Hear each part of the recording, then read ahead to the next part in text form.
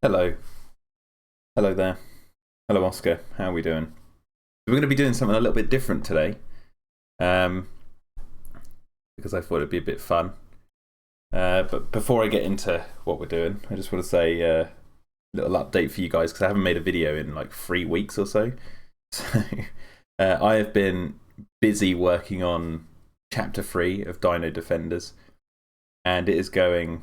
Admittedly, it is going really, really well. I'm really happy with the way it's turning out, and I'll say, without getting obviously into too much details, I am at the first full-on dinosaur attack, and it's a lot of fun to be painting that. And I did make an update on my Patreon for this, which said that I'm looking for a March release date, but I'm not going to 100% guarantee that will be it.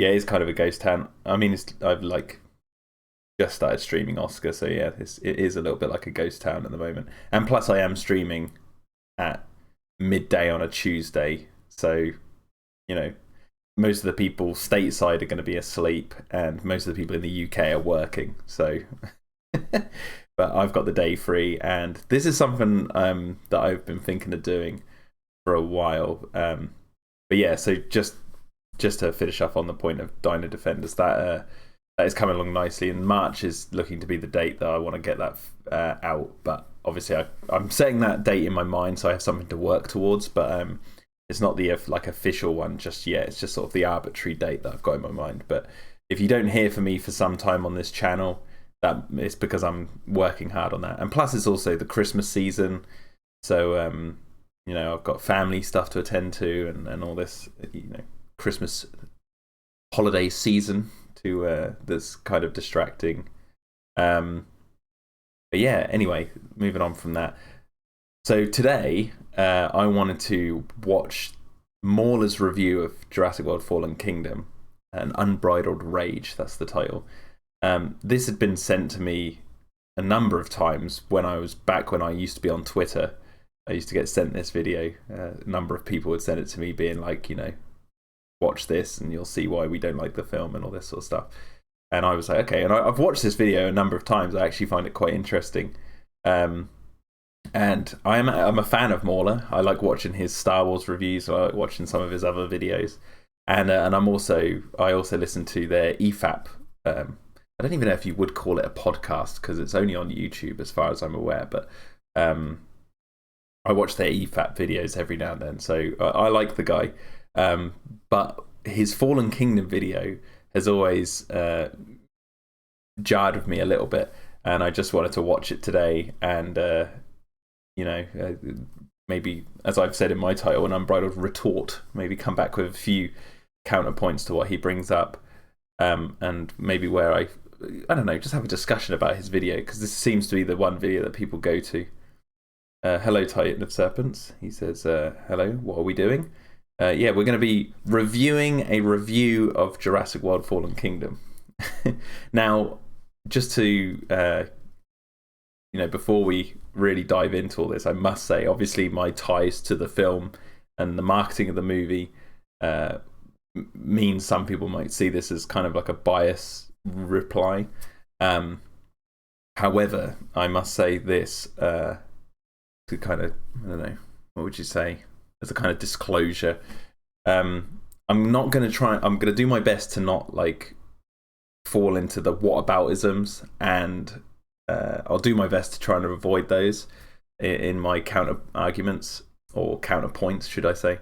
And I'm also trying not to, I won't lean on the external media and stuff, especially stuff that we wrote, to enhance my points. So I want to watch this video and try and meet Mauler's points about the film with points from the film. So hopefully this will work. Hello, Mr. Greg. He says, yay, another Let's Talk. Yeah, well, this one's going to be interesting. Now, the reason why I've got the fence around the video, I've blurred the video, is because I don't want to get this video demonetized, but I think that because Mauler swears quite a lot in this video, probably will get demonetized. So, but I'm just trying to see if I can not get demonetized. And also, he uses footage from the marketing material and all the clips that are on YouTube and stuff. And as you'll see from the beginning of the video, he complains about his video being demonetized and taken down. And and it's like, I kind of get it because it's like for under fair use, but also I don't know if he has used just pure footage from marketing material for Fallen Kingdom. I think he's used clips from other films, which I don't think are necessarily, I think it's from like movie clips and stuff, so I don't know. But I just want to say though, I don't know if Mauler will see this, but if he does, even though I do work on the marketing for the movies, I am not the guy from Universal who takes down this video. I wasn't the guy who did this, so... Just to get that out there. But yeah, so I've got it loaded up here. I'm sorry it's going to be blurred and behind the fence. That's just because I'm trying to keep the copyright law fenced in. And so Gigaraptor says, what do you think of the strange raptor from the animatronic video? Are you talking about the one Colin Trevorrow posted on Twitter? Because I thought obviously it's an animatronic, so I think the mechanics of an animatronic look cool. I can't say what dinosaur it is for obvious reasons. But anyway, yeah, I think I'm just going to get into this because this video is like 55 minutes long. And yeah, so let's do this. Warning. Oh wait, Mr. Greg says, is this going to have anything to do with the Endoraptor? Because I see it. I don't know what you mean by that question. Anyway, oh, you do mean the one, Colin. Yeah, it's an animatronic. It looks cool. I don't know what else to say about it. It looks cool. Anywho, let's do this. And yeah, so warning, there is swearing in this if you are sensitive to that kind of stuff. Dear that one guy who works for Universal and has flagged each of my Jurassic videos down manually. Every single clip in this video is sourced from your own company's promotional material. Please take the time to watch through this video and realize that the content created by your company has been completely transformed to not only be absolutely distinguishable from its origin, but to also act as criticism for the god-awful movie they decided to release. I've paid for the damn ticket to see this fucking garbage, and your attempts to make money from me or silence me have been bloody annoying. Please reconsider hitting this video with a claim or strike, because this time around I will fight you till the end. You have absolutely no right to silence those who rightfully criticize your shitty movie. Get over it or hire better writers, but overall, fuck off. Okay, just for starters, yeah. I don't know if he has used just clips from the promotional material. There's footage from like The Lost World in here, Jurassic Park 3, the original film. And I think like they're clips from other points of the film that weren't used in marketing material, so that might be why, but I don't know all the ins and outs of how copyright works. So that's why I've got this completely blurred and behind a fence, because I don't want to get it like demonetized.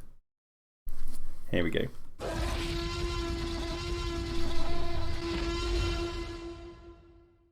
What was that? T-Rex. Well, the first one was kind of a train wreck, so let's see how this one goes. But Mahler, this is about dinosaurs. It doesn't need to make sense. The first damn film made sense, the rest of them forgot what sense is, and that's what bothers me. Alan! Alan! Good God, so we open up at Ela Noob. Okay, I admit, the Alan scene in Jurassic Park 3 doesn't make much sense, especially considering Grant has never seen that raptor before.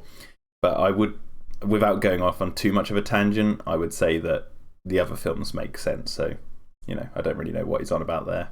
Blah, and a team of idiots are trying to collect a sample of the now dead Indominus Rex that was dragged into the den of the Mosasaurus. You remember that, right, guys? Yeah? Okay, good. They open up a door that connects the Mosasaurus den to the ocean somehow? Wasn't the whole point of that enclosure not to be connected to the ocean? Have you retconned it so that something can now escape, movie? That's a not so clever girl. In the little bathysphere... I'll pause there. Yes, as far as you can tell in the film, the map's been retconned.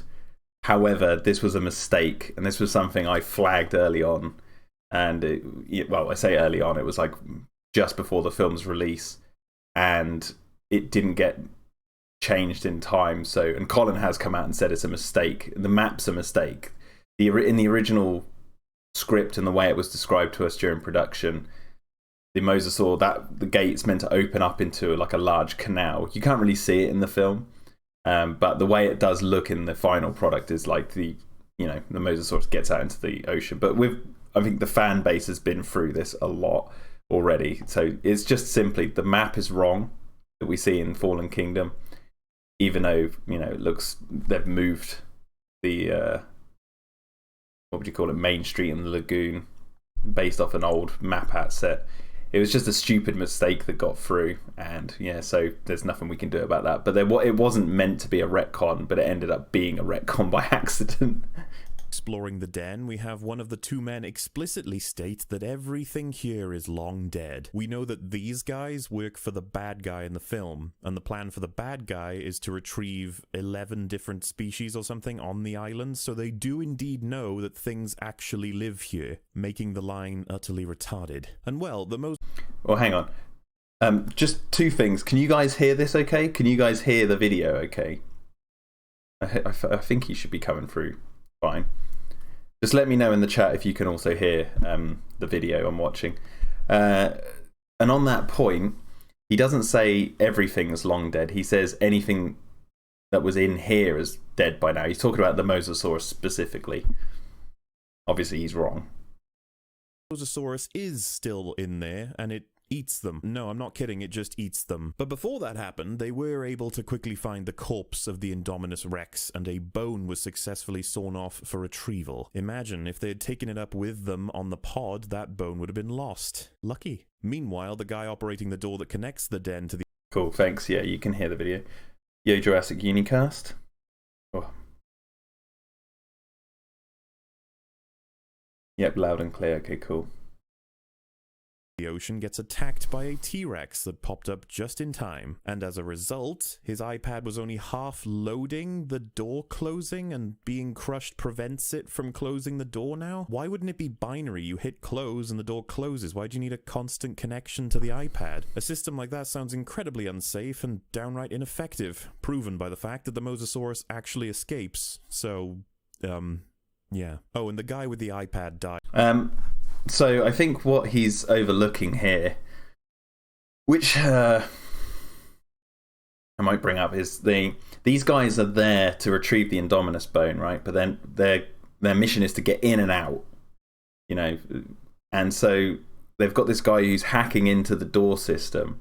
Now I agree that a binary system would make much more sense, but obviously they didn't go into too much detail about the mechanics of them hacking into that gate system. So I think the idea is that their machine has to have a constant connection in order to override the systems to close the door, right? That's the idea behind that. And so when the T-Rex does stand on the iPad, it severs the connection, thus the door doesn't close fully. I think that's the idea. And so I think if you had the park systems all up and running again, then yes, it probably would have a binary system. But the very fact that they're hacking into it is sort of the idea that, you know, what they're doing needs to have a constant connection. If that makes sense, I hope that makes sense, because that's the way I understood it. As well, because for some reason his headset didn't allow him to talk to people on the helicopter, you know, his team. They had to try and shout to him that there was a T-Rex standing behind him, and so he was too late and he got finished off by the Mosasaurus. What is even happening here? How far after the first film are we? Who are these people? What the hell are they doing? This is a nonsensical attempt at retrieving a sample. Why do it at night? Why do you have so few people? Why do you have no precautions? Why do you believe everything is dead? They have the tech to open up the gate, so they should know a hell of a lot more about this island than they clearly fucking do. Could you not scan for the Mosasaurus? It can't hide. The motherfucker is enormous, and the pen is actually limited. It's okay. We got to see a guy get eaten. It was so cool. Let's move on. We then... Okay, a number of things I just want to point out here. The guys on the helicopter, he couldn't hear them anyway. His headset was playing up, so that's why he was like, and the noise of the storm and everything, that's why he was like, I can't hear you. You know, it wasn't the best of connections. What really should be argued here is, why wasn't there a person with a gun going out next to the guy who was hacking in? That's a bit more of a, you know, there should have been someone there. They didn't think everything was dead because, you know, that's why they wanted to get in and out really quickly.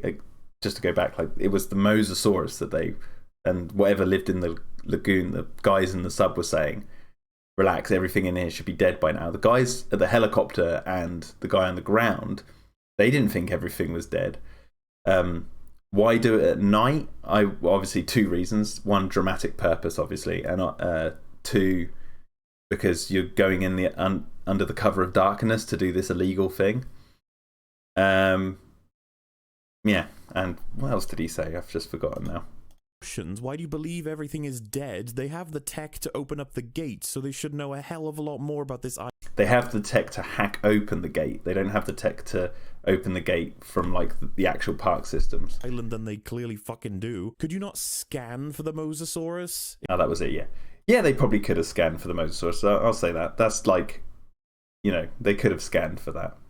It can't hide. The motherfucker is enormous, and the pen is actually limited. It's okay. We got to see a guy get eaten. It was so cool. Let's move on. We then get an expositional news report that basically says there's a volcano active on the island. It was there the whole time, and now it's about to erupt. So everyone's arguing over whether or not the dinosaurs should be saved. I find it ridiculous that everyone on Earth has apparently left this island alone aside from activists up to this point, but apparently that is the case. These things are worth millions. They are one of a kind. They are unguarded. They are perfect for the black market. Nobody apparently gives a shit, and only activists are interested in them. Okay. We then get to... No. Wait. No. Not only activists are interested in these dinosaurs, lots of people are interested in these dinosaurs. The dinosaurs are worth millions, yes, but it takes millions to go and get them. That's the whole point of the story of Fallen Kingdom. was the fact that like it took someone like Lockwood or Mills, obviously. Well, Lockwood was deceived, but Mills had access to Lockwood's money, so he could rile together all these people to go and get these dinosaurs and then sell them to other people who want them. Like the whole focus of Fallen Kingdom is those other people who are interested in the dinosaurs, not just the activists. That's the entire plot of Fallen Kingdom. To catch up with Dr. Ian Malcolm, and you should remember him because he starred in the other Jurassic films. No. Not to mention that they made sure to remind you that he was absolutely going to be in this film. He is... This is what I mean. He's showing clips from like The Lost World and Jurassic Park here. And I think this is what got the video flagged, I think. That's what I infer from his opening statement. Back. There are incredible new dinosaurs, an exploding volcano, and Dr. Ian Malcolm's back. Taiwan, this is Dr. Malcolm. Jeff Goldblum, not gonna lie, that's pretty awesome. There are terrifying new dinosaurs, an exploding island, and Jeff Goldblum's back. Hello, everybody. I'm Jeff Goldblum. And gee, I'm so thrilled to be back as Dr. Ian Malcolm. So I can't wait to see his involvement with the story. Let's check out his first scene, shall we? Malcolm argues that we shouldn't save the dinosaurs as they are incredibly dangerous. Thus, people begin to call him a murderer in the crowd. This is priceless considering the history of this continuity and what happens when they end up trying to get these things over to civilized society, but fuck it, they don't remember apparently. Which means he's a murderer. And that's the end of the scene. Looking forward to him popping back. Wait. Wait, is he complaining about someone calling Malcolm a murderer? Let me just rewind that. Let's check out his first scene, He shall is, we? yeah. Malcolm argues that we shouldn't save the dinosaurs as they are incredibly dangerous. Thus, people begin to call him a murderer in the crowd. This is priceless considering the history of this continuity and what happens when they end up trying to get these things over to civilized society, but fuck it, they don't remember apparently. Which means he's a murderer. And that's the end of the scene. Looking forward to him popping... No. Someone calls Malcolm a murderer because he doesn't want to save the dinosaurs. I don't know if Mauler's making a joke here or if he's actually trying to say, or if this is a legitimate complaint, because Jurassic's been like reflective of real life, and think what happened to Harambe, the gorilla. Harambe like got killed, and everyone made memes and went up in arms and R.I.P. Harambe, that sort of stuff. And he dragged a child across the floor. Whereas if there was like an island full of dinosaurs, yes, they've like killed people in the past, but that you wouldn't think there'd be some people in the world who would be like, we need to keep them alive, and would be like contentious against like letting them go extinct again or whatever. Like, to me, that's like realistic world building rather than, how can you make a complaint about that? That's the whole point. I think the film's point is that the dinosaurs shouldn't live, right? That's exactly the point. Anyway. Popping back, really am. So then we see... And also, yeah, I think the biggest contention is that he's not a murderer.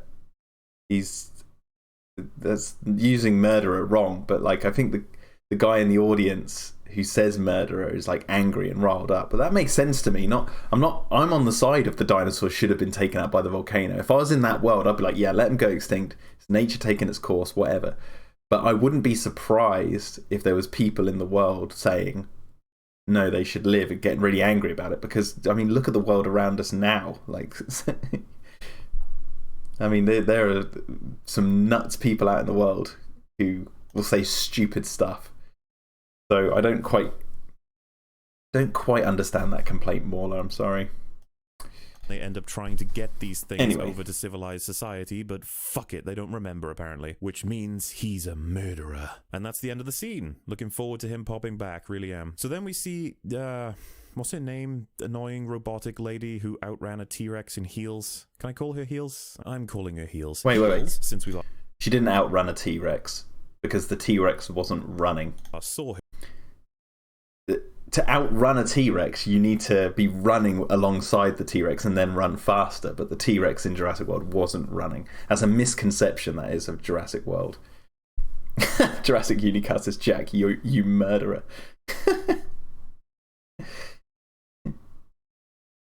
Yeah, that's a misconception. She doesn't outrun a T-Rex. The T-Rex is walking. You can see it quite clearly in the background. It's stalking. There you go, there's a better way. It's stalking the little flare that's running.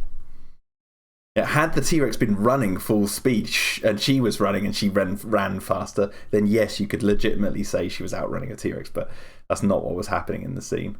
Her has set up some kind of organization where she tries to rescue the dinosaurs, or at least push the idea that they should be rescued. Her opening dialogue is about how she is trying to get funding, which raises the question of how do they generate money to even have what they have now? How can they make a difference when they aren't visiting or supporting the island whatsoever? Why are so many people working for them with nothing to do and no way to be paid? There's like 20 of these fuckers. Why? What do you even do? Ring senators and maintain a fucking website for 3 years? Why are you putting this much effort into saving dinosaurs anyway? Those things are dangerous if you didn't catch the memo. The motivation for this entire... Okay, without going into like the whole DPG side of things, because obviously I said at the beginning that I won't be going into like external material. They're a small group, this dinosaur protection group, even in the film. As he says, there's like 20 of them. And I think his contention is, where did they get the money to start what they started? It's like, it's a non-profit movement. It's like how any non-profit movement starts. And his contention here is that they haven't been to the island to check on the dinosaurs or whatever. I don't think they're not arguing. Well, obviously they'd like to go to the island and send vets or whatever and do all that sort of stuff. But the main point of contention for those characters here at that point in time is the volcano that's going to make them go extinct. So they're trying to rally support from different people to go and save them, essentially. I don't quite understand. Maybe there should be some clarification here, but I don't quite understand what his contention is about Claire and starting the dinosaur protection group. And he did say they'd be going for 3 years, but that's not true. But you know, won't go into the side material.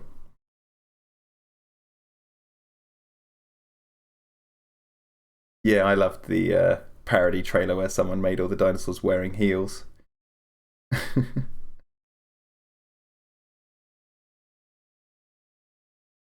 Anyway. Entire organization, as stated by the film, is heels explaining that we shouldn't allow a world where our children could grow up without dinosaurs. Which, kids can look at the damn pictures in a book like I did, for fuck's sake. Children get amazed by car keys. We don't need dinosaurs just for them. Make a better argument. Let's not risk I'll agree, Claire does need to make a better argument, but she was also making a sales pitch to a congresswoman on the phone, so she was using children as a way of emotionally attaching the congresswoman Delgado to the dinosaurs, and like, you know, the learning potential that these creatures have given children over the years. So there's a little bit of depth to the argument that she's bringing forth, but you do kind of have to infer it. So I agree, they could have written it so it was a little bit more in depth, but you got to look at the situation that she's saying this under. It's during a sales pitch, so you know, that's probably not her only reason for wanting to save them. Several lives here for no reason. Oh, god damn it. You know what? Why are all the dinosaurs inexplicably isolated on this island anyway? How haven't the pterodactyls escaped like the ones from the third film and the fourth film? I find it unbelievable. And the second film. That the island has been untouched for 3 fucking years when we have so many factions that would kill to get their hands on them. And they have shown that people can get here outside of the law easily to get involved with dinosaurs. And I feel like a fucking alien in this world. Wait. There's a point he made there and I just wanted to... Film. I find it unbelievable that the island has been untouched for 3 fucking years when we... It hasn't been untouched for 3 years because those guys went and grabbed the Indominus bone. have so many factions that would kill to get their hands on them, and they have shown... Which he literally shows here. He shows the island hasn't been untouched. That people can get here. The opening scene shows people untouching or touching the island. Anyway. outside of the law easily to get involved with dinosaurs. And I feel like a fucking alien in this world because there is such a thing as Site B. I know he said pterodactyl titan of serpents. I didn't want to address that. The movie's dumb, but they're pterodactyls, okay? Remember Isla Sorna? It was the island of choice in The Lost World and Jurassic Park 3, an island with a shit ton of dinosaurs all roaming free. Does anyone want to talk about that one? Are people going to poach from that one? Are there rights to discuss about the dinosaurs on that island? Everyone in this film keeps saying that if Isla Nublar is destroyed, then the dinosaurs go extinct, but that simply isn't true. You have strong references to the classic film. You have Dr. Ian fucking Malcolm. Enjoy the benefits you get by referencing these fan favorite elements. But if you're gonna do that, you can't ignore your own continuity, you silly bastards. But yeah, world building isn't a thing films like to do these days. They don't even try, so fuck it. I mean, in fairness, people believe that you should... Wait. Okay, so on the Site B issue, obviously I'm going to have to dance around this subject. We haven't seen Site B since 2001, and the last we saw that the island was restricted and full of dinosaurs. We go to Jurassic World, where the Isla Nublar is an open park, and they've been, they've built dinosaurs. Well, they've taken the dinosaurs and they've put them all there and all this sort of stuff, and they're growing their own new ones and all this, that, and the other. We cut to Fallen Kingdom, and the world believes, according to the news report at the beginning, that the last living dinosaurs are on Isla Nublar. So, here's a question, is it breaking continuity if they say that the world believes that the last living dinosaurs are on Isla Nublar? Because to me it would be breaking continuity if in Jurassic World they had a line of dialogue where they went, we're taking dinosaurs from Site B. Or there's dinosaurs on Site B, However, they didn't mention Site B whatsoever. And then we cut to Fallen Kingdom, and they're saying that Site B has no dinosaurs on it anymore. So I actually don't see how that's breaking continuity. To me, that sort of... It raises a question, what happened to Site B? But I guess that brings up this whole discussion about... What did I call it? I had a chat about this recently where it was like retroactive continuity. I don't know if that makes much sense, but wait, let me look up something because there's a word I'm looking for.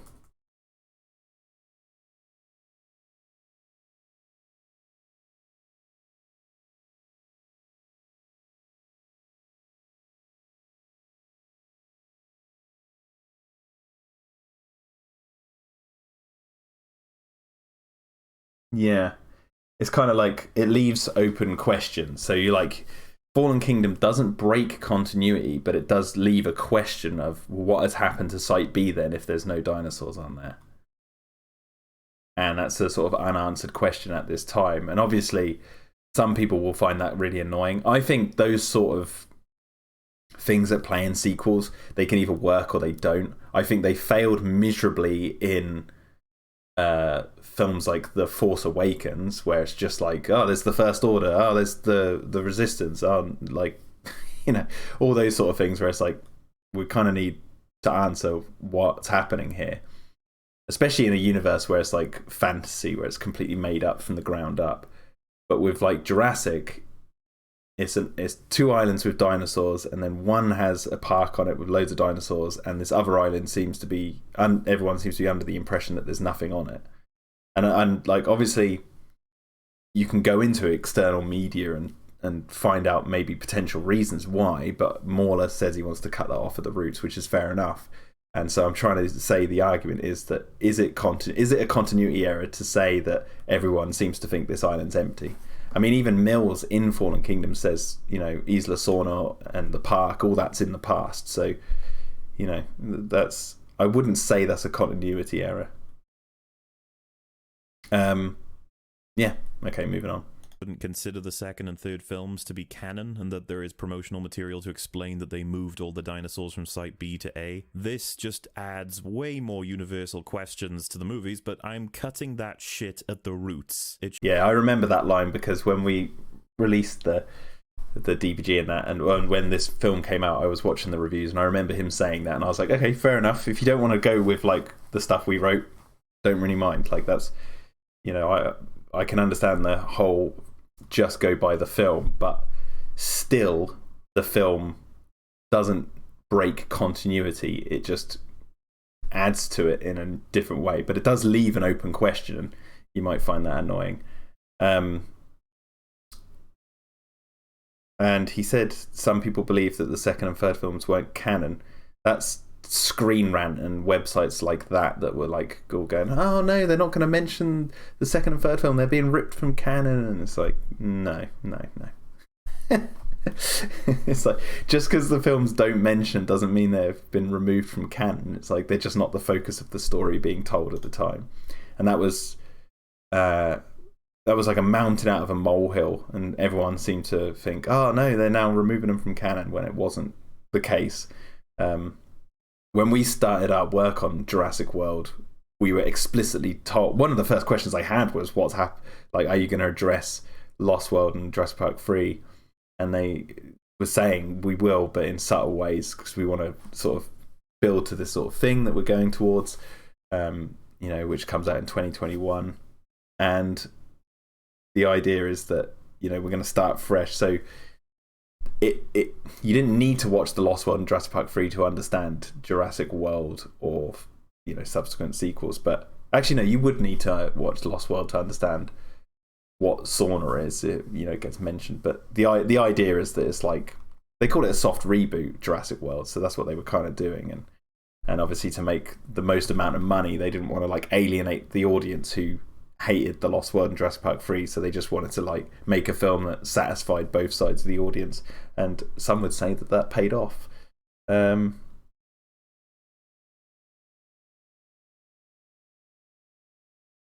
asks, I think you've changed your name, says Site B is always the main thing that I have in my mind when thinking about extended universe. It's shrouded in mystery, and I love that. It feels like Sauna has gone back into the mood we had before the start of The Lost World. Yeah, but at the same time, slightly different. But yeah, just to cut a long story long, it's not a continuity error. It'd be a continuity error if they said in the previous films, there's still dinosaurs on Site B, and then in this film they were like, oh no, the dinosaurs are going to get extinct and all that. There's been 20 years and we don't know what happened. Going by the films, we don't know what's happened over those 20 years except for one thing. A park has been built and there's been dinosaurs. There's dinosaurs in Jurassic World that are from Site B, and you can... I mean, I guess they could have gone into a little bit more detail about that in Jurassic World, you know, had a line of dialogue about it. But there's some... I mean, it's really nerdy to say this. Like, you can look at dinosaur designs and I mean, like, some of the dinosaur designs from Jurassic World are ones that you see only on Site B. So, for example, the Compsognathus, the Pachycephalosaurus, the Parasaurolophus have the Lost World coloration. Yeah, there you go. That's all I need to say on that. It should absolutely have been mentioned in the films, so it ain't good writing, folks. Heels is then called by Benjamin Lockwood, John Hammond's ex-partner that helped clone dinosaurs. He was apparently some kind of right-hand man to Hammond, and they broke up before the events of Jurassic Park. Oh, you don't remember him from the other films? Well, it's because he doesn't fucking exist. He's a discount John Hammond to make this seem like it actually fits in with the story of the first film. It doesn't. They even bait out... It does. Because why doesn't it fit? Who's to say Hammond didn't have a business partner? What in the old films says that he wouldn't have had one? And obviously, Benjamin Lockwood is, well, the inception... Not the inception, what's the word I'm looking for? The sort of conception of the idea of Benjamin Lockwood in Fallen Kingdom comes from the novel. Because there's that... they talk about Hammond's business partner Norman Atherton. That's it, right? And they broke up. They had a dispute and they broke up, and that's it. That's in the book. So it's not like they plucked this idea out of nowhere. And they didn't want to just have a CGI de-aged John Hammond walking around. to say he's still alive or something. They wouldn't do a Star Wars, but they they went, hey, let's take this idea of Hammond's business partner and build something off of it. And if we're going by the films and you want to go into details, Hammond's cane is different to Lockwood's cane, and the cane that Lockwood has, you see Hammond is actually holding that cane in the Mr. DNA video in the original film. Now, obviously, they weren't thinking about Benjamin Lockwood in Blumman, the original, when they were making Jurassic Park, but it's a subtle little tiny detail that fans have picked up on to be like, hang on, the one way of they're tying it back is through the canes. It's a silly little like way of connecting it, but there's nothing in the original trilogy, let's put it that way, that conflicts with Benjamin Lockwood existing. So, I mean, he just says it doesn't work without explaining why, but it does work. So, there we go. Our sense of nostalgia with a painting of Hammond himself. It's not going to work, film. You actually need to be good first. Also, there is a little girl in the You need to actually be good first. It works. I don't see why that doesn't work. Like, why doesn't it work? He doesn't explain it. He just says you have to be good. It's like, well, that's a really, really shallow argument for why the character of Lockwood doesn't work in the continuity of Jurassic. mansion. She will matter at some point, remember her. Anyway, Discount Hammond says that Heels should go and save all the dinosaurs from Isla Nublar. She can bring them to a new piece of land they have created, and they can be protected and live and whatever. His main statement is, these creatures don't need our protection, they need our absence. Spoken unironically as he explains the plan to abduct them, monitor them, and deliver them to this piece of land that is surrounded by barriers, since they will die without human intervention and protection. Dumbass. And let's not forget, by the way, that the quote he is referencing from Hammond in this scene is from The Lost World. These creatures require our absence to survive, not our help. How's that for erasing the second and third films from continuity? Yeah, I didn't think so. They weren't erasing them from continuity, so I think Mauler's, he must be talking to like Screen Rant there to be like, hey, everyone who thought they were getting retconned from continuity, calm down. I hope that's what he's saying there. But just to go back on his point of what he was saying, he said that Lockwood said that they require absence, right? Plan to abduct them, monitor them, and deliver them to this piece of land that is surrounded by barriers, since they will die without human intervention and protection. Dumbass. And let's not forget... Yeah, so he said Lockwood says that. No, he says John said it best. So he says Hammond said that they, their survival is predicated pretty much on us leaving them alone. And Mauler said he's a dumbass because obviously they'd need human intervention in order to save them, thus undercutting his argument. It's like, well, yes. Yeah, of course they would need human intervention in order to save them. Because if they left them, they would just get blown up by the volcano.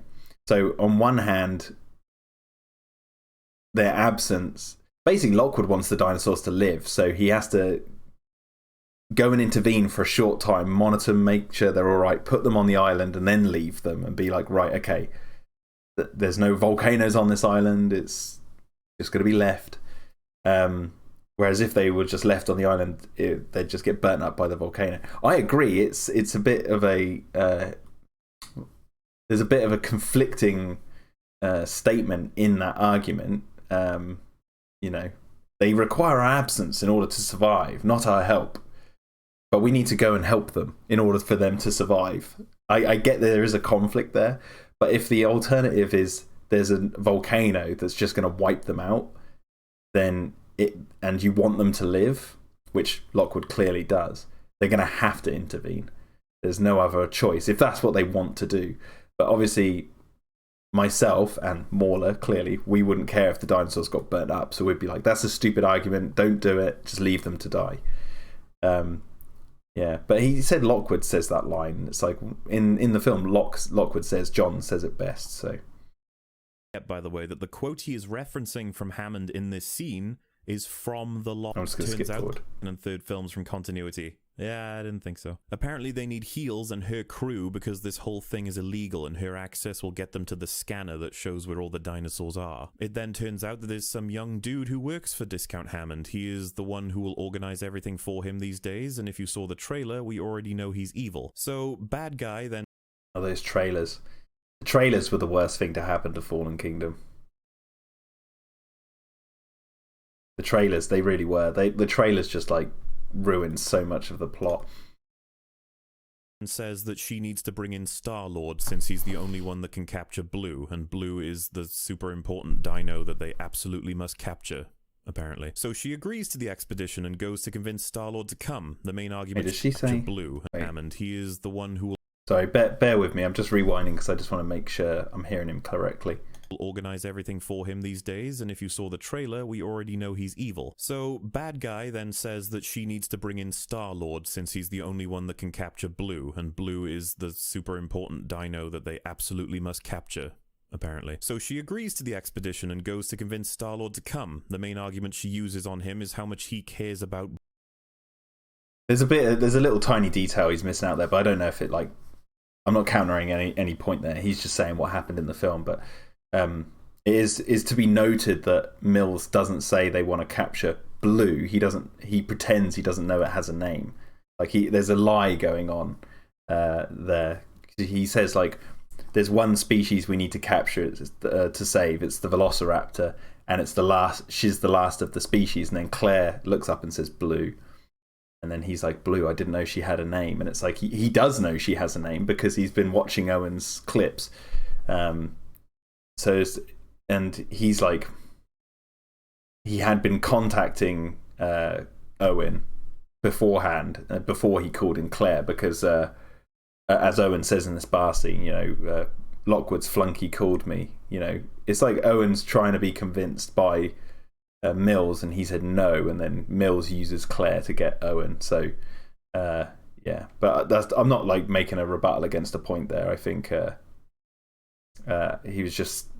There was a few little details there that were been left out.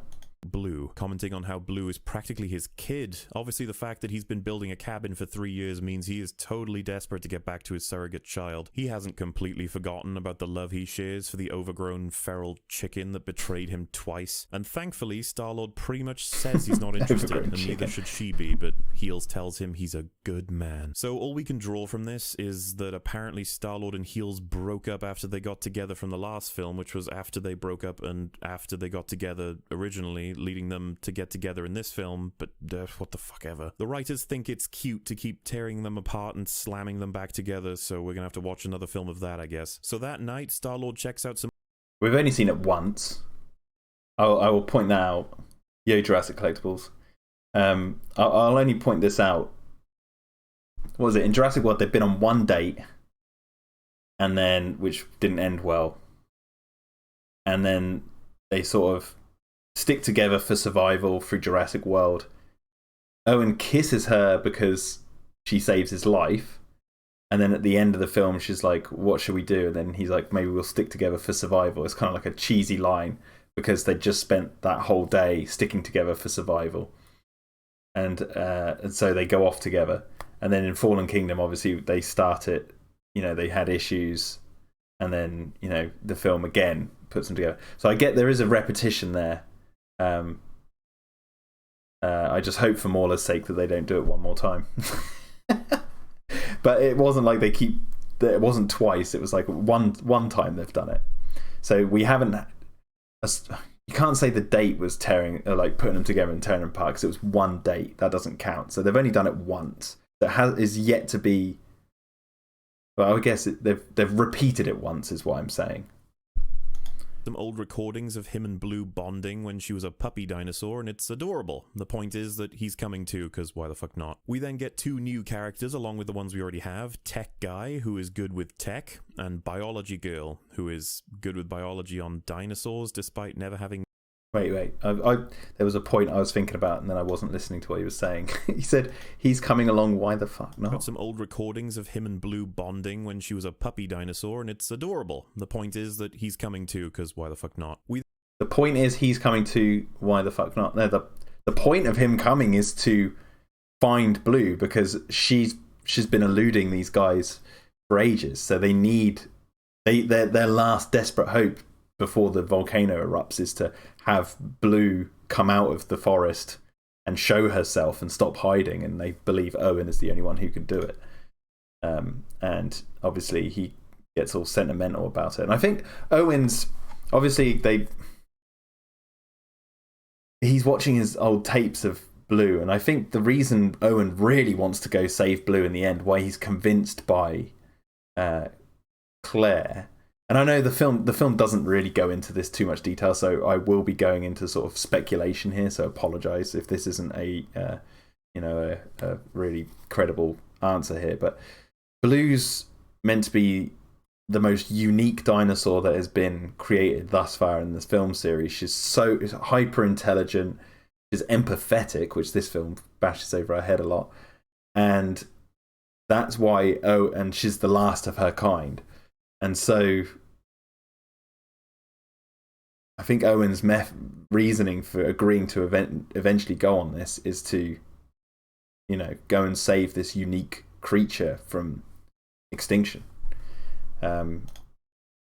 So not just simply he's coming, why the fuck not? We then get two new characters along with the ones we already have. Tech Guy, who is good with tech, and Biology Girl, who is good with biology on dinosaurs despite never having seen a dinosaur in real life. The film points this out as if it totally makes sense. Okay. They eventually arrive at Isla Nublar, and we find that I don't want to go too much into the whole Zia's a paleo veterinarian who has never seen a dinosaur, but I'll say this. She's a paleo veterinarian. She calls herself a paleo veterinarian, and then Congresswoman Delgato on the phone says, "Is that a real thing?" And she's like, "Yes, it is a real thing." And then she's like, then Delgato, a character within the world of the film, says, "Is that even a real thing?" And then she's like, "Yes, it is a real thing." And there's this back and forth, and then I just said that. I mean, Delgato says, "Have you seen one?" And then she's like, "No." And that's what undercuts her whole argument on the phone and why she has to give it to Claire, because she's irritated because she couldn't afford to go to the island in time, and then by the time she probably could, it had fallen. So it is a bit of a clunky way of introducing a character, I will say that much. It's like it's not, it could have been better, but at the same time it's not really like an integral focus of the plot, is it? It's like what's one way of wording this? It's like she's trained for it, but she hasn't actually done it yet. And so the story of Jurassic World puts her character in a situation where she's faced with, can she achieve her goal of saving a dinosaur's life? I think that's what the film was going for, regardless of whether or not it was executed to someone's satisfaction. But anyway. There is already a huge set of foot soldiers here. Teams of people preparing for the dino capturing. Basically the lost... And I wasn't just saying that, like, good intentions means good film there. I meant, like, it's I don't know, she's tied up in the whole wanting to go save the dinosaurs because she's never seen one. Because of this volcano. That's the existential threat that's happening to these creatures. And so, but we know she's trained as a paleo veterinarian, but she calls herself that. The film itself doesn't actually go out of its way to say that she is 100% a paleo veterinarian. It's just, that's what she likes to call herself. Hence why another character in that universe calls her out on it for calling it. So, yeah. I mean, there is an argument to be had there about how messy that is. I'll admit that.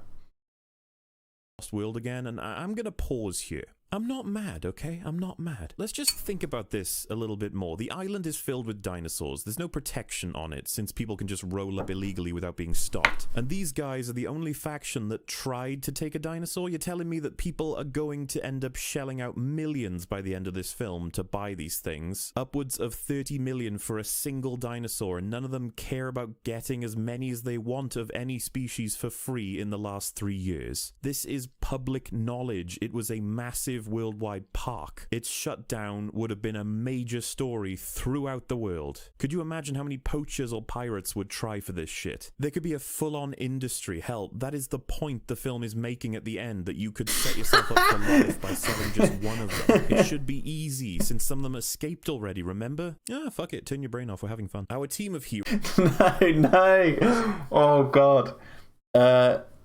Okay. I think he might have answered his own question there. He said that it's public knowledge, so that means all eyes are on these islands. And he says, why aren't there poachers going there to go grab dinosaurs for free? And it's like, the film explicitly makes the point that it's not, you can't just go get dinosaurs for free because they're on an island. You need a boat, you need helicopters. These are huge animals.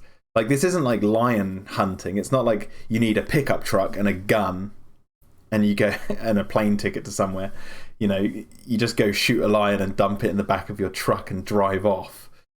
No, with an island full of giant mammoth, Goliath-sized dinosaurs that are like tens of tons each, it would cost absolutely hundreds of thousands, if not millions, to just move these things. Which is the whole point of why Mills is using Lockwood's money. And so the film focuses on a group of people who go and use their money and the resources to go and grab these dinosaurs off the island and then sell them from the secret location to other people on the black market who would want to go and who would want to own the dinosaurs. So, and to me, that makes, you know, that's not to say smaller people didn't go over on boats to go and hunt some dinosaurs. They probably did, but that's not the focus of Jurassic World Fallen Kingdom's story, right? That's not... I mean, what... If they had like a line of dialogue where they're like, people have been going to those islands and poaching loads of dinosaurs off, it would kind of make the film a bit redundant when you're focusing on these guys going to help the dinosaurs from a volcano. It's like, that's a different film entirely. Whereas in this film, they tackle the idea of loads of different people wanting dinosaurs by them all pooling together and doing this one big thing where they're like, Mills comes to them and says, look, we've got millions, we've got the means and the know-how to go and grab these dinosaurs off the island, and then we're going to sell them to you via an auction, and then you guys can auction off who wants what. And have a bit of a competition. So it's like I don't get this argument that like why have people left the islands alone? It's like, well, one, the fall of the park happened, so then as he says, the whole world would be watching these islands. Two, a volcano's going off, so that island's got a ticking time bomb. And three, the plot is all about people not leaving the islands alone. That's the anyway.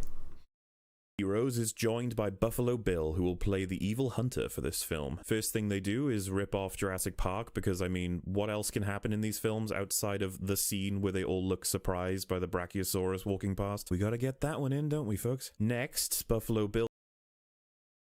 Yeah, I mean, these films have a lot of visual nods to the other films. I'll agree with that point, but the one in Fallen Kingdom is sort of like a sorrowful, sad... echo of what we saw before in Jurassic Park's like, we see the Brachiosaurus and it's like this big, ooh, look at the dinosaurs, look at the technology, look at the CGI for the audience. And Fallen Kingdom, it's like the end. It's like they're on their last legs because of this volcano. So it's kind of like a mirror image of Jurassic Park, because that's the beginning and this is the end. That's the way I took it anyway. I don't know if anyone else reads it differently. Obviously, I do understand that it's like nostalgic bait for the original film again, which I know why that's annoying for some people, but didn't bother me too much, especially in that scene. Bill takes them to a base to activate a tracking system that has to be activated by Heels and no one else, and it lights up all the dinosaurs on the island. Heels and tech guys stay in the station, and the rest go to capture Blue while the troops all capture dinosaurs across the island. They eventually reach Blue, and Star-Lord calms her down, but one of the troops fires a trank a little too early. I don't know why. The troops are evil, so that's probably enough for him to do it, I suppose. Blue kind of flips out because of this and tries to eat one of the troops, so they shoot her with a single pistol shot and she's down. Now try and follow me on this, because the film starts to lose its shit. As a result of what just happened, Star-Lord charges Buffalo Bill, and Bill shoots him with a sedative, which then leads to Biology Person pulling a gun on Bill, and she says if they shoot her, she can't save Blue, and so they make a deal to let her live in exchange for saving the raptor's life. So they all leave to evacuate the island with Blue and the dinosaurs, leaving Star-Lord behind, knocked out on the ground. And I'm sorry, I cannot resist. What the fuck? The good guys are blown away by the fact that the troopers just shot a fucking dinosaur when she was in the process of killing a man. Since when do we value the lives of dinosaurs over the people in this expedition? Why is it unreasonable to shoot a dinosaur that's eating your face? The good guys are... Wait.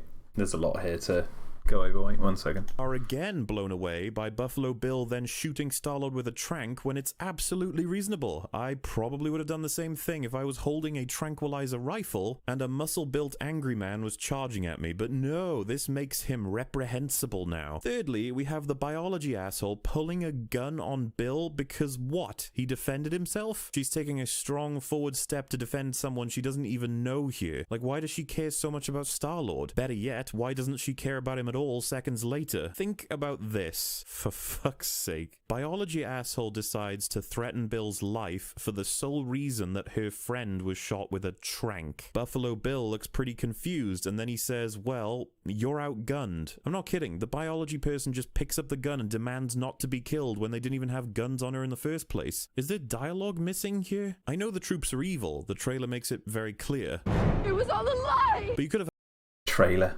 had a better reason for the turn than this nonsense. On top of it, we have Biology Girl just agreeing to leave Star-Lord behind. Why not demand that he's taken with you? Otherwise you won't save the raptor. Why are you leaving him to die? Do you not care? Oh, is this...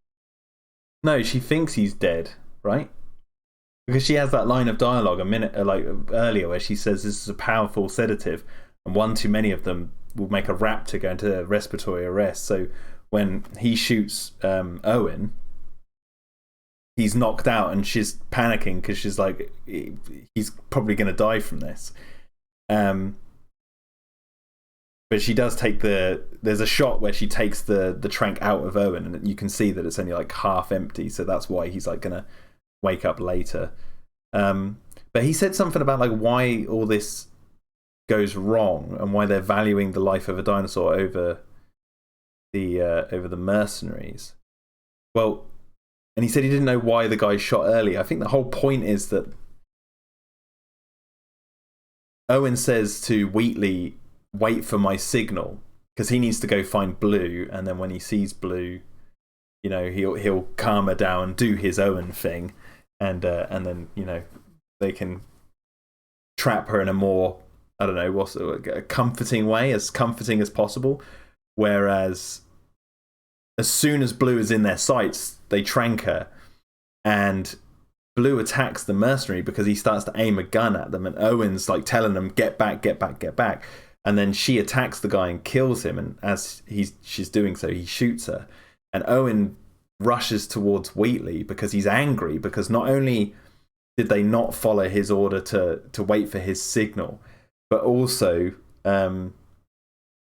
a man has died because of a result of this, and Blue's been shot, which is really irritating for everyone involved, not just them, because Wheatley says, no, don't shoot. So it's like Owen's angry at Wheatley and he wants to punch him. And we know Owen has a history of punching the villains because he did so to Hoskins in Jurassic World. And I'm not condoning him to punch him. I'm not saying that's what I would have done in that situation. But the idea behind it is that the whole situation has just gone to shit and someone's died and Blue's been shot because no one waited for Owen's signal. And then Wheatley goes and shoots Owen with a trank and blows him over. So Zia, panicking, grabs the gun and points it at him and takes the trank out of Owen. And she thinks Owen's basically dead. And, you know, there you go. This so we can have that funny scene where he moves his arms one by one to escape the lava. It's annoying to think that this entire scenario was created because...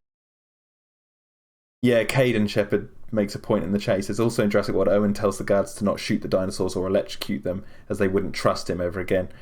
Well, yeah, it's like the idea is that the only way you can... Owen wants to handle Blue on his own terms because they've got that connection, and he thinks that it's all on a sort of thin ice what they're trying to do, especially with a dangerous animal like the Velociraptor.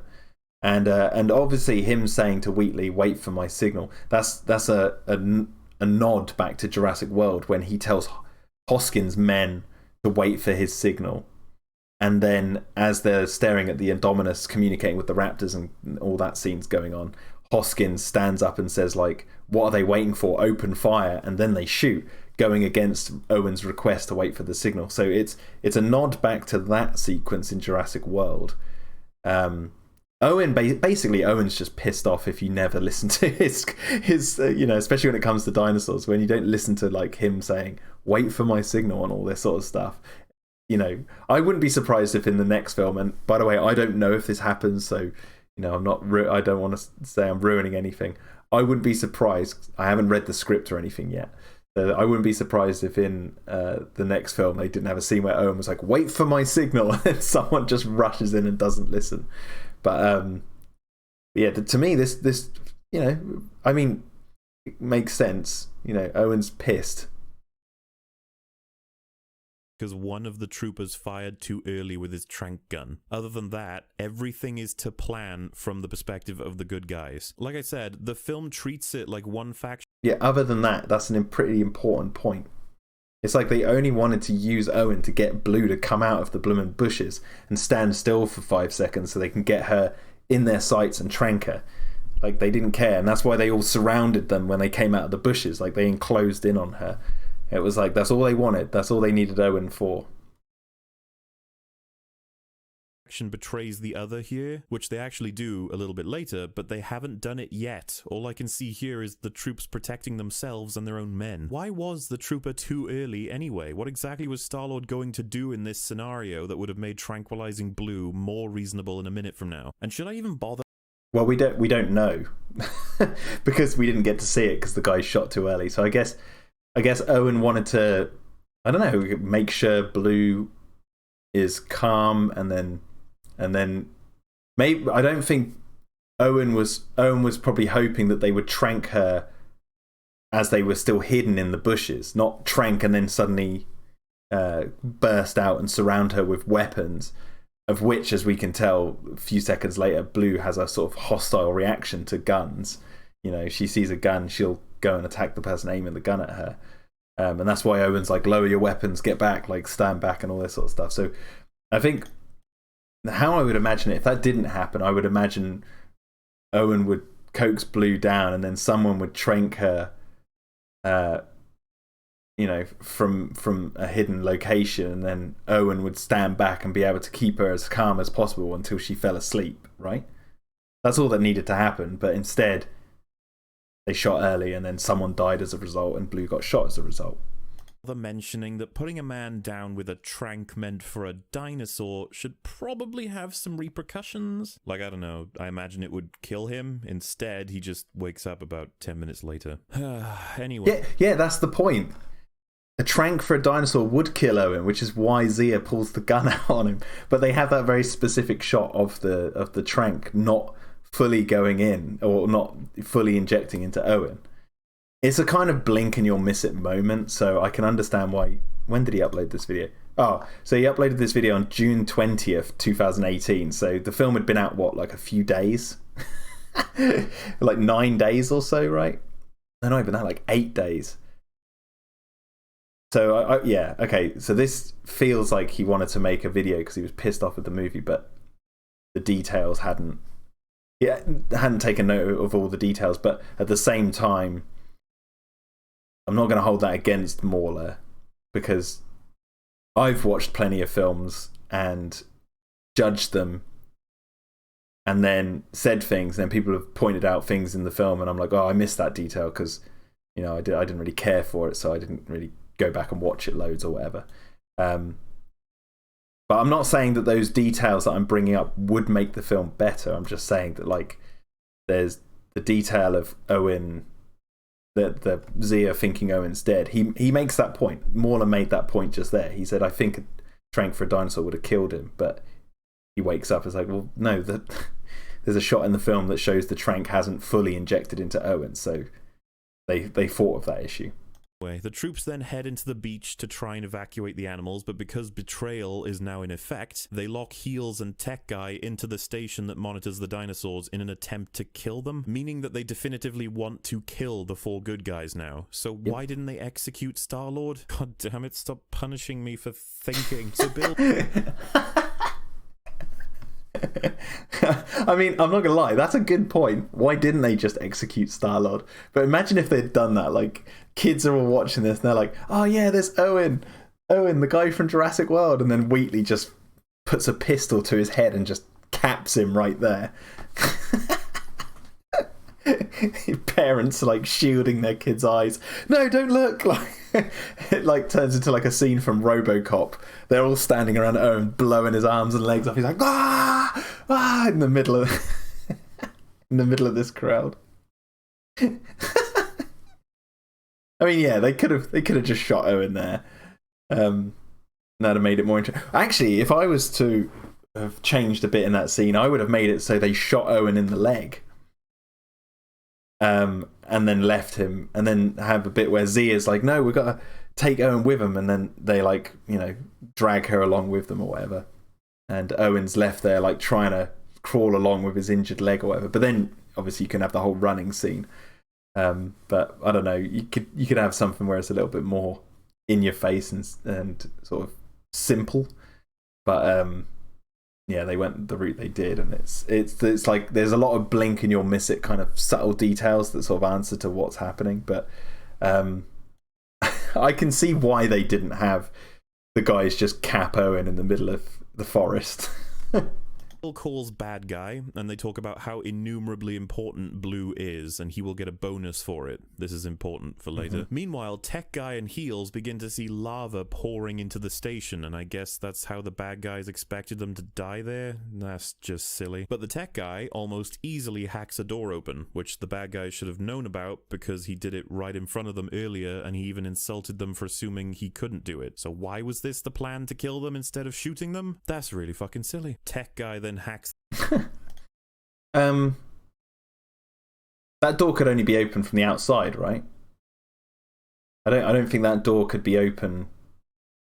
I guess you could make the argument that he could hack that door open, but he was trying to open that door, right? That's what's happening in the scene where Franklin is doing the opening the doors. Is he's trying to open that door from the inside, and then when he clicks execute to like open the door or whatever, a random door down a tunnel opens, right? That's what happens, if I remember correctly, in the film. I've got the let me just see.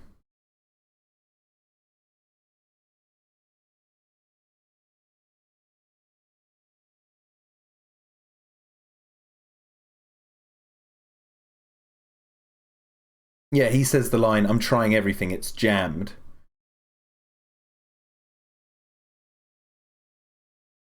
So then he opens up a different door because that one's jammed, right?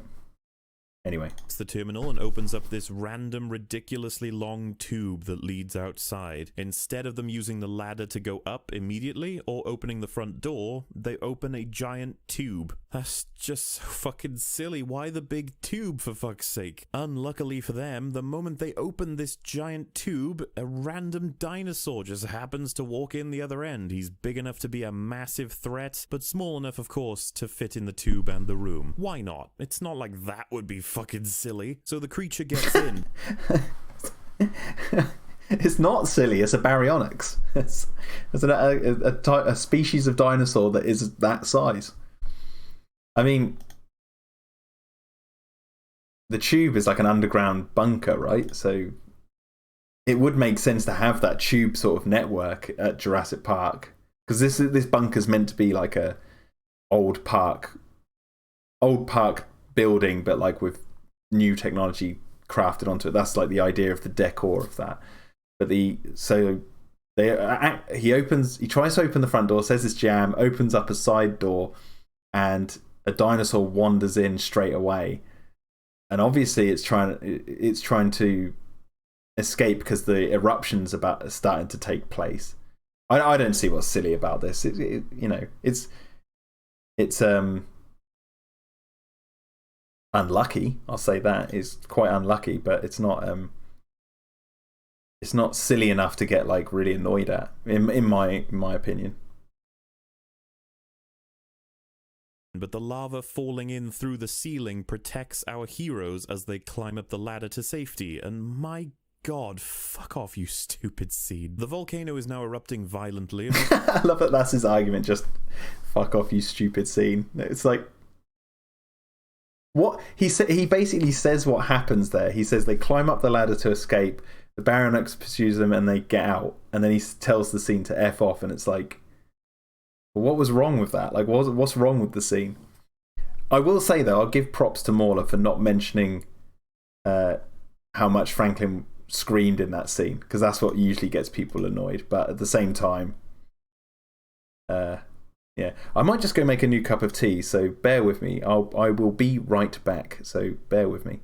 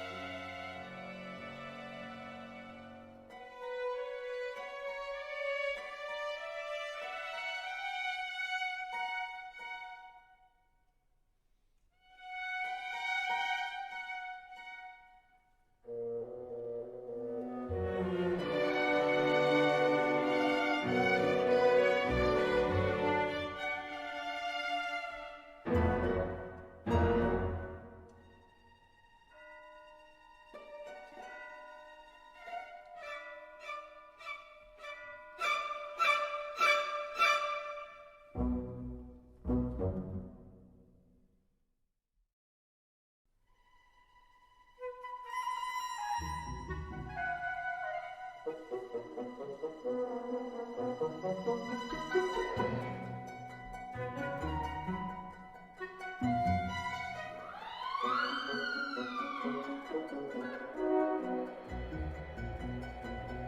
I'm back. Let me mute that. Let's go back to what we were doing.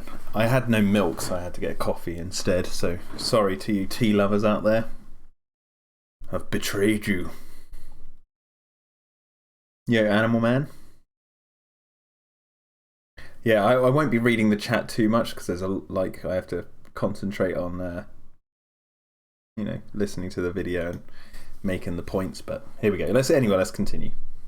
Once they get atop the facility, Heels and Tech-Man bump right into Star-Lord as he's running from the lava. Well, gee, isn't that lucky? Wonder if he'll end up saving them. They run together until they bump right into one of the old gyrosphere things.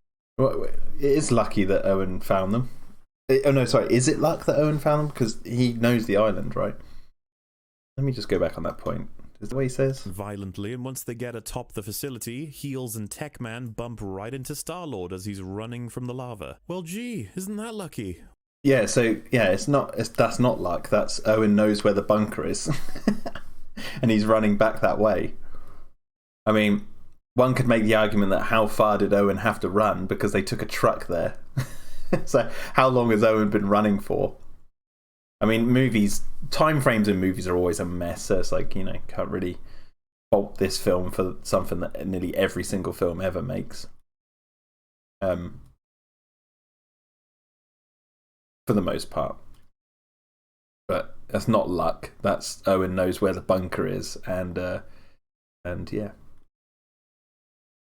Wonder if he'll end up saving them. They run together until they bump right into one of the old gyrosphere things. Gee, that's just such gosh darn luck. But they can't get into it right away. No, again, that's not luck. That is, they're in the gyrosphere valley. No, they're on the island. Like the island's like 6 miles in diameter, right? Something like that, maybe less. It's like it's not a big island, but the fact that where they specifically are in this location is they're in the area where the gyrospheres were used at Jurassic World. So again, that's not really luck. Away. So they decide to hide behind a log, and I shit you not, the dinosaurs begin to slowly chop away at it, piece by piece from either side, reducing it down to a nub, instead of just going through the center straight away. It's so laughably done, I'm just reminded of Kill Bill. So there's a few dinosaur fights, explosions, and screaming that leads to our group falling into the ocean right before the volcano catches up. And yeah, Star-Lord gets engulfed by volcanic smoke. I don't science, so if he should be dead here, then, I mean, cool, but, I don't know. It looks cool. That's obviously what they were going for. And then we get the scene with... Yeah, there's a lot of contention with people who don't like Jurassic World Fallen Kingdom. They always cite the... Owen getting engulfed by the pyroclastic flow, and it took for an interview with the actual animators of the film to sort of dispel what was going on in that sequence. The animator said that the idea was that he gets engulfed in dust and stuff like that that's preceding the actual pyroclastic flow from the volcano. So while it appears Owen gets killed by the volcanic dust, it's just dust and dirt that engulfs him. So that's the idea behind that sequence, but obviously the film doesn't stop to point out that fact. The submerged ball is sinking slowly and filling with water. It's mostly a single shot panning around with loads of interaction from the creatures, the eruption, and Star-Lord swimming around as he looks for a way to get them out. Yeah, it was pretty awesome. Goddamn. My cold, dead heart just had to beat there, didn't it? So they make it to shore, and Star-Lord explains that it was a double cross. He doesn't go into any detail about it because there is nothing that they were doing that wasn't a part of the plan. So I'm just confused for our characters. Heels even shouts that it was all a lie, which isn't something she can say yet because, like I said, everything is going to plan. The rescue of these dinosaurs is still in effect. What's the lie exactly? Well... The lie was that they got locked into... They didn't listen to Owen's signal to wait, thus, all the situation happened there. Blue got shot, someone died. and they locked Claire and Franklin in the bunker to kill them at that before this happened. So she says it was all a lie because it was a double cross. It was all a double cross. They wouldn't treat them that way if it wasn't a double cross. You twat. I understand that they tried to kill you here, but I feel like this dialogue is only present because the movie wants us to just go along with the bad guys being bad guys from the audience and character perspective when we haven't even heard from the auction yet. We don't know anything about it. And by the way, we're almost halfway through the film. This is practically an admission that if not for the one trigger-happy guy earlier, everything would be running as if there were no bad guys. Please get your plot together, film. What the fuck are you doing? We then see Buffalo... Wait, so he then... Okay, so he just made my points for me. So what was his... I'm just going to go back a second. What was his issue with what they said on the beach? My cold dead heart just had to beat there, didn't it? So they make it to shore and Star-Lord explains that it was a double cross. He doesn't go into any detail about it because there is nothing that they were doing that wasn't a part of the plan. So... What? They didn't listen to him and they surrounded him with guns. I'm just confused for our characters. Heels even shouts that it was all a lie, which isn't something she can say yet because, like I said, everything is going to plan. The rescue of these dinosaurs is... Okay, so it's all going to plan, yet they're on a beach. What, like, after being... after trying to be killed by those guys? Like, if it was all going to plan in their eyes, they wouldn't be on this beach at all. Having to get into a gyrosphere, they would be on the boat with the men, right? Still in effect. What's the lie exactly? I will agree. It's like, what is the lie specifically? The lie that they were going to peacefully get the dinosaur or peacefully work with them to get the dinosaurs? Maybe that was the lie. You know, they were going to work with them to get the dinosaurs off the island, but instead they tried to kill them and they just took Blue. Because what's Owen's dialogue in that scene specifically? Let me see.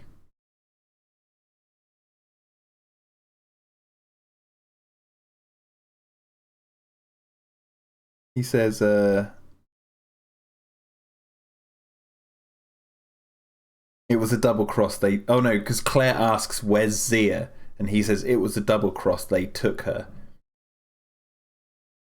That's the weird bit, because Owen says they took her, and it's like, how did Owen know they took her? Because how would Owen could have assumed that she was working with them at that point? Yeah, I'll agree, that's a bit weird. And then he says she must be with Blue.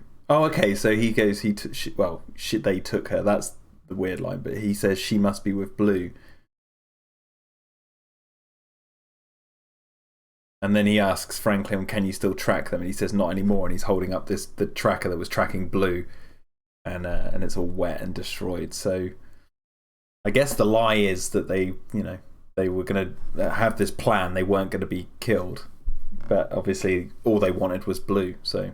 Twat. I understand that they tried to kill you here, but I feel like this dialogue is only present because the movie wants us to just go along with the bad guys being bad guys from the audience and character perspective when we... There's one line, yeah, I'll admit, it's that they took her. That's the line that means, that he's complaining about there, but he doesn't specifically state that that's the line that does it, but yeah, there is that line in there. We haven't even heard from the auction yet. We don't know anything about it. And by the way, we're almost halfway through the film. This is practically an admission that if not for the one trigger-happy guy earlier, everything would be running as if there were no bad guys. Please get your plot together, film. What the fuck are you doing? We then see Buffalo Bill yank a tooth right out of the jaw of a herbivore. This is incredibly important because the third act rests on this point. No, I'm not fucking kidding. This guy's teeth-collecting habit will define the finale for this film, so please remember it. Heels then declares that the only reason they had all of the good guys come was to capture Blue. All of them were for that purpose and nothing else.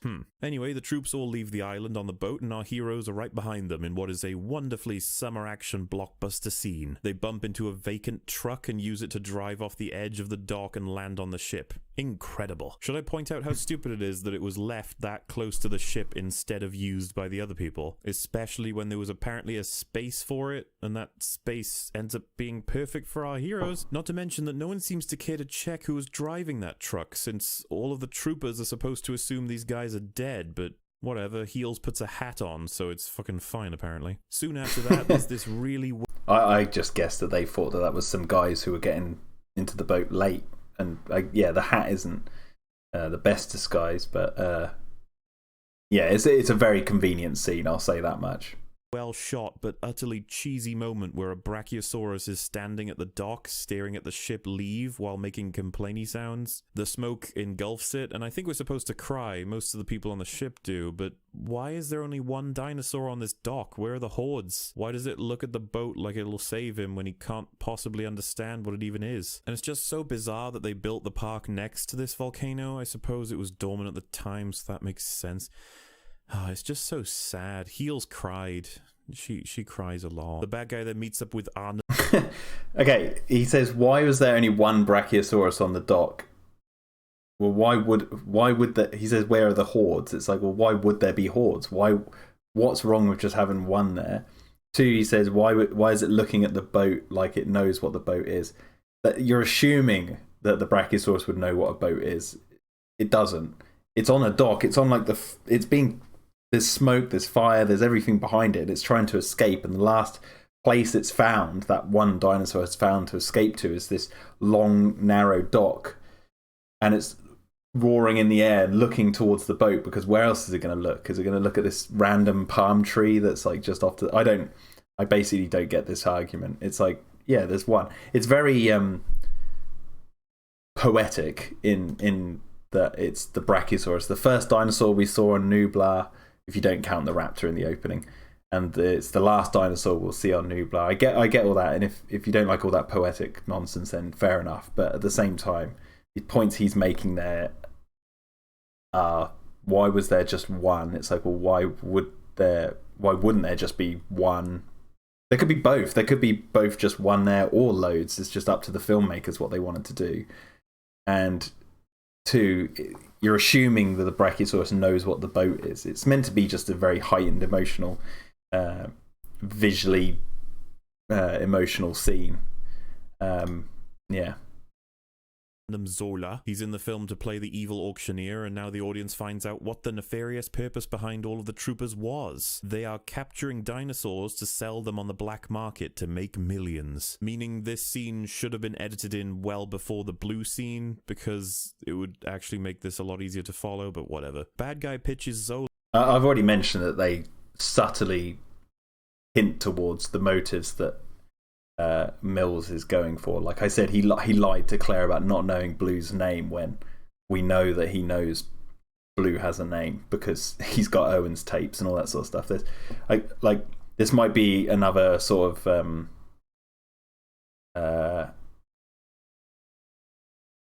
this might be another sort of, what am I looking for? The word.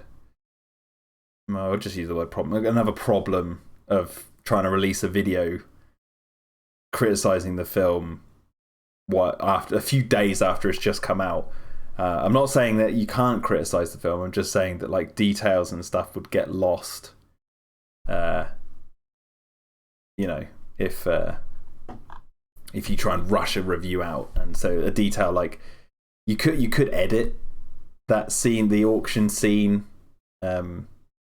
before, like them revealing what they're going to do with the dinosaurs before that, but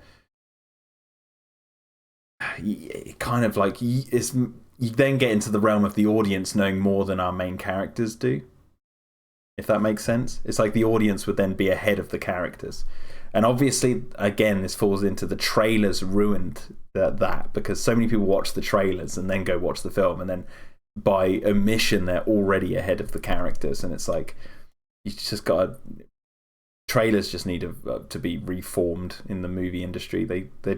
Trailers are just there to hype up, get clicks on YouTube and build it up and all that sort of stuff. And it's like, but it ruins the film experience, because if you try and envision watching Fallen Kingdom from the standpoint of you haven't seen any of the trailers, it might actually come as a shock to you what happens with Wheatley's men and the plot to auction off the dinosaurs. It might be like, oh wow, like I'm not saying you would definitely, but it have a little bit more weight to it at least.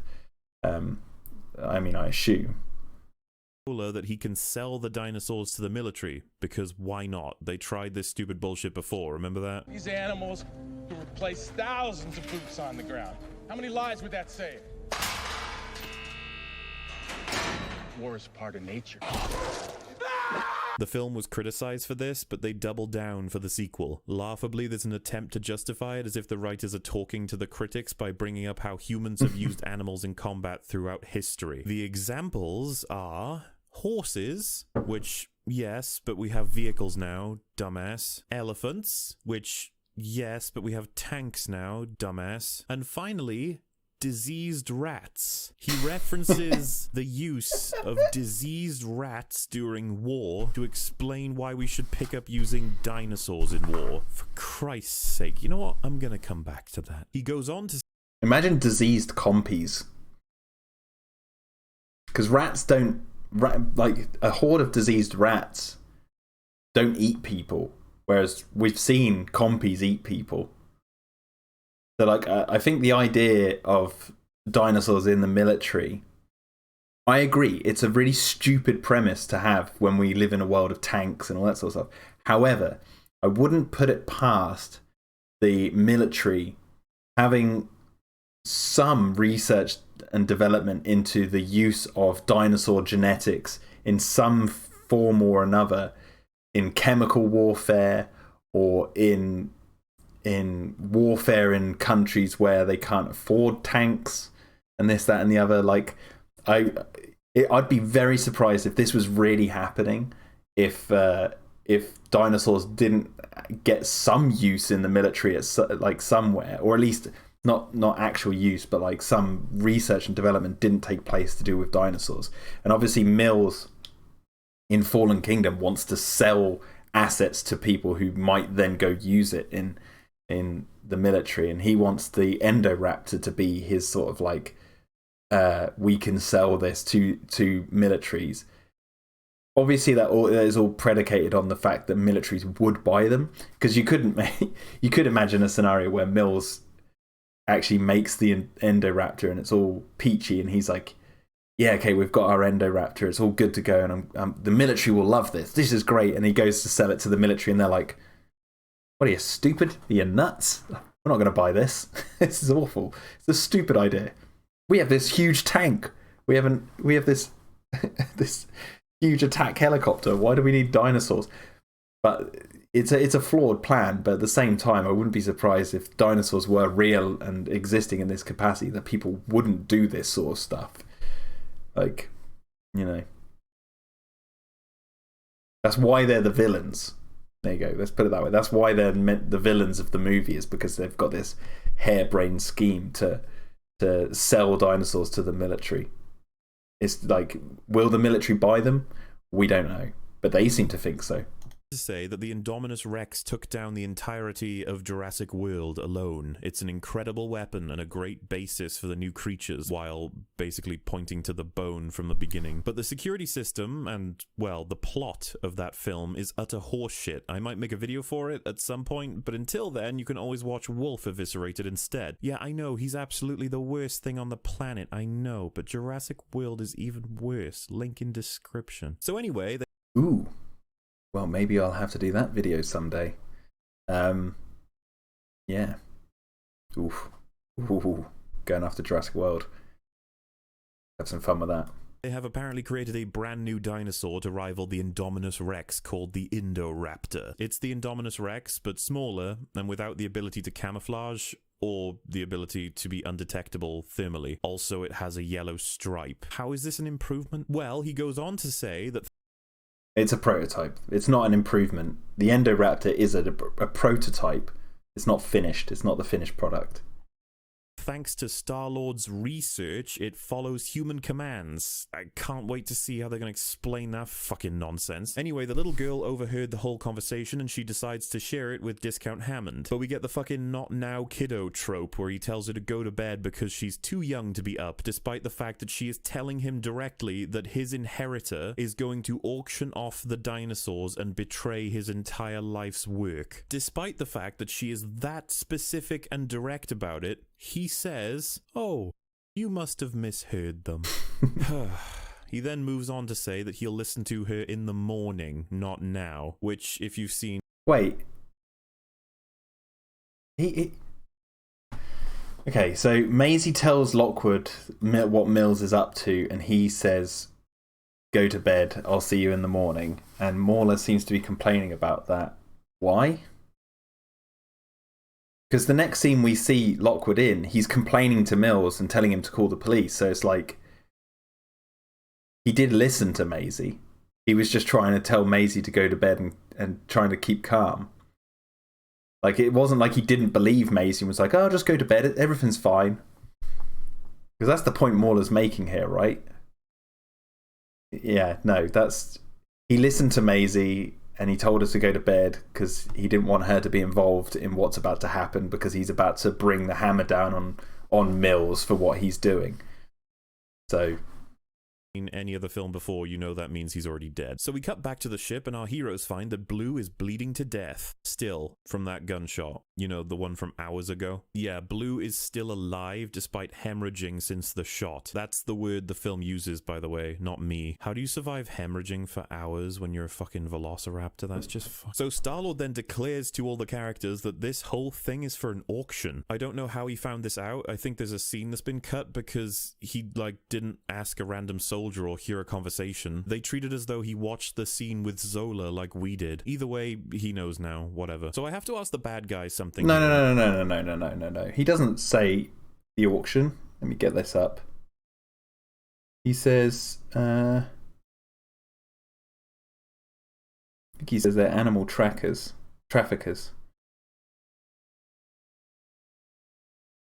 He says, she asks, "Who are these assholes?" He says, "Animal traffickers." He goes, "Look how they're treating them. They're not going to be taken. They're not taking them to any sanctuary.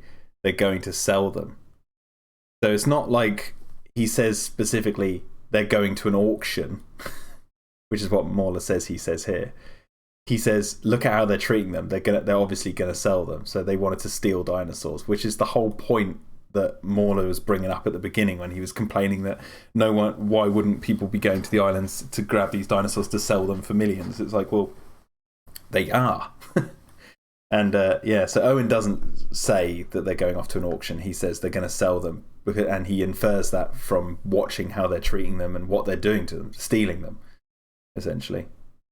In relation to what we saw earlier. If the reveal is going to be that the animals are being auctioned off instead of saved, which will turn the good guys against you, and they can only find out about this as early as being well into the boat ride, then you could have had the good guys helping you all the way up to now. You could easily have maintained the lie. In fact, the good guys are risking their lives to save a dinosaur despite knowing the truth right now. A dinosaur that you want alive to get more money for. So why not play it cool and capture them or kill them once they find out the truth, instead of betraying them as early as the moment you downed Blue? As far as they knew, you were still helping them, for fuck's sake. It's such a bizarre circumstance. The tranq dart they shot into Star-Lord could easily have been shaken off as a misunderstanding. Like, funnily enough, when it happens in Jurassic Park 3, they knock out Grant and it's just treated as fine, because that's something humans do when you get angry. But no, the bag... Wait.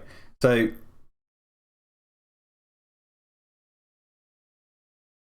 they tranq Blue super early because the islands...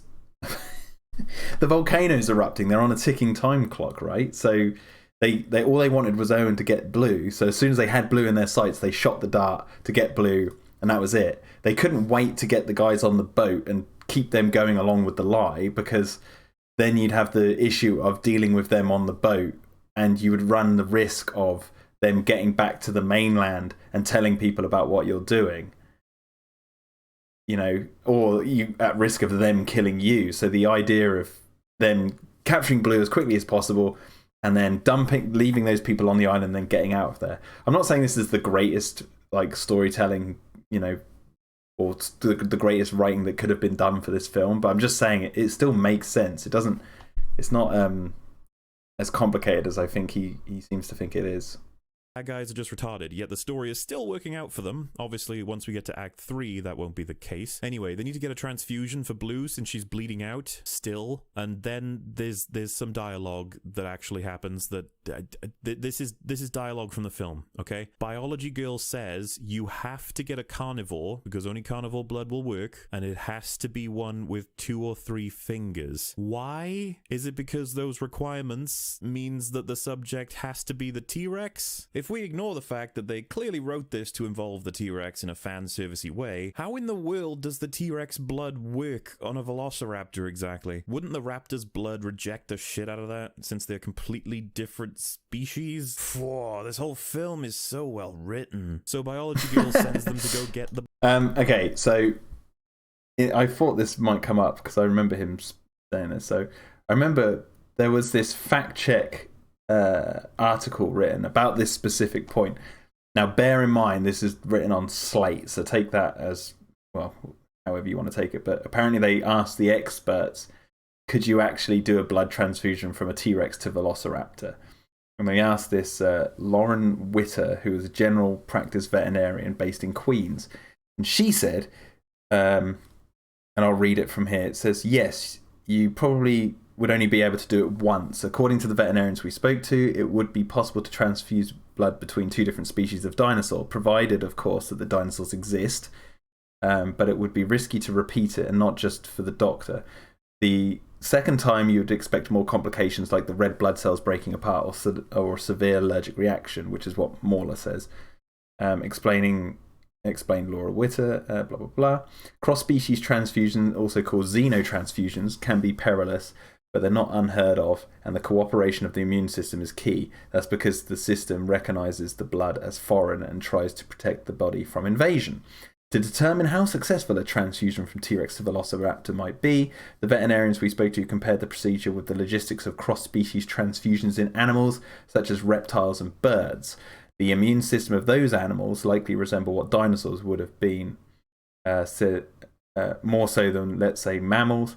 So their reaction as they accept or reject the foreign blood cells could be comparable. So it's all fiction, really, at the end of the day. But the idea is loosely based in some form of reality, according to this fact check article. So take that, with a grain of salt if you want to. But yeah, I thought that point might come up from this review. So yeah, there is that to think about, Mauler. There is that to think about. Blood. They open up the cage of the T-Rex and fumble around it for a while until they get to sap the blood out into the bag, and there's this tension-filled moment where the dinosaur breaks free of its leg chain. It nearly eats Star-Lord after roaring its lungs out, but then they successfully get out with the blood and walk back and save Blue. Well, what? My biggest complaint in that scene is the truck's not rocking around. It's like the truck just stays completely still as the T-Rex is thrashing about inside it. The fuck? Why are there no stationed guards on the Tyrannosaurus Rex? Seems like the one that's most dangerous, so you might want to have someone keeping an eye on it, you idiots. I mean, what's the worst that could happen? I guess its chains could be broken open. Come to think of it, why is it so easy to do that when the cage is designed for a goddamn T-Rex? Do they not need to repair that now? Is it going to escape? It's all tied up later, so I don't... How does this shit work? Like, why was no one alerted to the fucking roars and destruction of the cage, not to mention the chains being broken and the screams from heels? Some guys literally went past 1 minute before and they don't hear all of this? Come on. Also, how the fuck did she know how to do this to a T-Rex? Didn't those guys walk past before the T-Rex woke up? Right? I'm not trying to like overly defend this because he's right, like there should be guards around the T-Rex and all this sort of stuff, but in the film there was 2 guys walked past, they noticed the door was sort of slightly unhinged from when Owen and Claire entered. And then they shut it, and it was that woke the T-Rex up. So wouldn't those guys assume that them slamming the door closed just woke the T-Rex up, and then they went to walk off or whatever because they thought it was secure? Obviously, if I was on this boat, I'd have so many people around the T-Rex and the other carnivores, but I think he's got the timing of that mixed up. To sap blood out of it. Oh wait, I know why. Biology lady asks if anyone can find a vein, and I shit you not, Heels says this: I did a blood drive once for the Red Cross. Oh! Oh, okay! Well, that makes it okay then! Since fucking when was that a thing? She just did a blood drive with the Red Cross at some point and found someone's vein, which now leads her to be able to get blood from a Tyrannosaurus Rex. No. What happened to the script? We then No. The point in that scene is that she's underprepared for the task at hand. It's a joke. It's meant to be. It's like a subtle joke. Zia asks, "Has anyone found a vein before?" And Claire says, "I did a blood drive for a Red Cross once." And then Zia pauses for a split second, looks at Claire with this look in her eye, and she's like, "Okay, that's going to have to do." And then Owen shoots Claire a look like, "What have you just agreed to?" And then she looks at him with this like look of terror in her face, like, "Oh God." It's like the whole point of that line of dialogue is not saying, the script isn't saying, well, the script, I don't know if that line was made up off the script, but the point is that the film's not saying that because she did a blood drive for the Red Cross that she is able to find the vein from a T-Rex. It's saying, or you know, get blood from a T-Rex. The point is that she is underprepared for the task at hand. Like it's a joke. Like that's the whole point of that little bit of line of dialogue. If you watch how the actors act in that scene when they're doing that, you'll see what I mean. It's like, I don't think that's a fault of the film at all.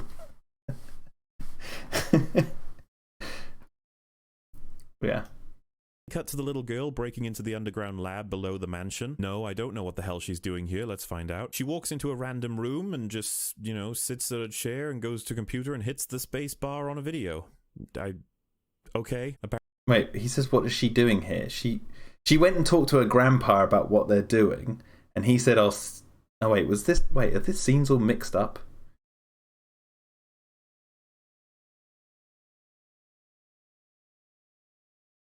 No. So she went and talked to her grandpa. He said, "I'll speak to you in the morning." And then she wants to go investigate for herself because she thinks her grandpa's not listening to her.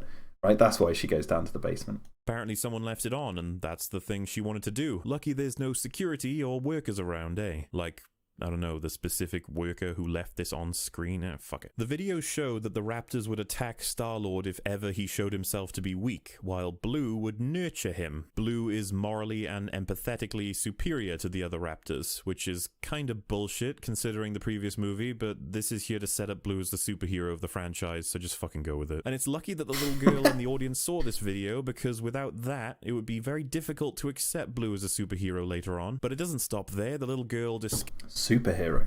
Okay. discovers Dr. Wu. Remember him from the last one? Yeah, neither do I. Well, he's been working on this project, and it is revealed that he wants Blue because she can imprint on the next Indoraptor, providing it empathy and obedience. Do they realize that Blue is not fucking empathetic or obedient when it comes to the people she eats? Yes, she likes Star-Lord, but let's assume that's fucked because of this fiasco, not to mention the surgery that Blue wailed and cried through. I doubt she's gonna trust anyone anymore. What is it you hope to achieve here? Have the new thing look...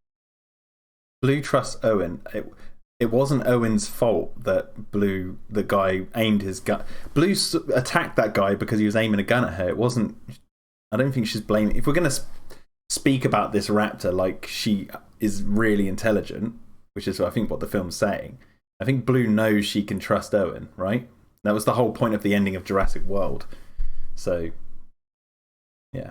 Look at Blue as a mother so it'll listen to you? Every plan you ever come up with for control ends in a fucking mess, and yet you constantly assume you got it this time. Oh god, that's the theme, isn't it? Man creates that which it cannot hope to control. People are going to justify the writing with the themes again. No! So then the little girl is caught by bad guy and locked in her room. Meanwhile, our heroes wake up and see that they are running out of time before reaching port. Tech guy gets pulled away to help a sailor move rope. This is very random at first, but it will become incredibly important without a lick of sense behind it later, so remember that. They move all the dinosaurs from the ship onto a convoy. Our heroes join the convoy in a truck and move with it. Discount Hammond has a meeting with bad guy. Apparently he now knows for a fact what he has done. I'm gonna go ahead and hazard a guess that his butler told him. He says what's happening is wrong.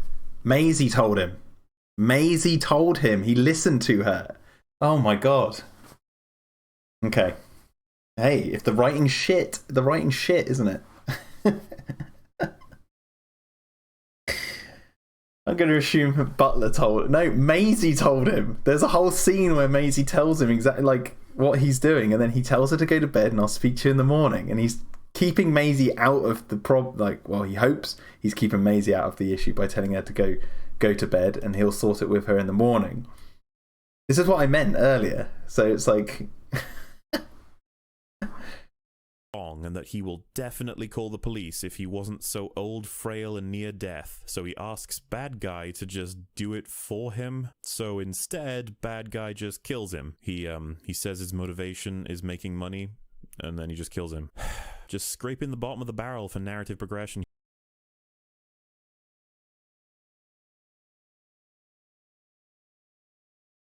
Oh yeah, Zahir in the chat makes a point. He says, actually it was Owen the guy was going to shoot with the gun, and Blue took notice before lunging to protect him. Okay. Well, maybe I've been not paying too much notice to the scene. But if that's the case, I'll have to watch it back. But if that's the case, that makes more sense, right? I will watch it back. But if it is the case that he was going to shoot Owen, and Blue was going to protect Owen,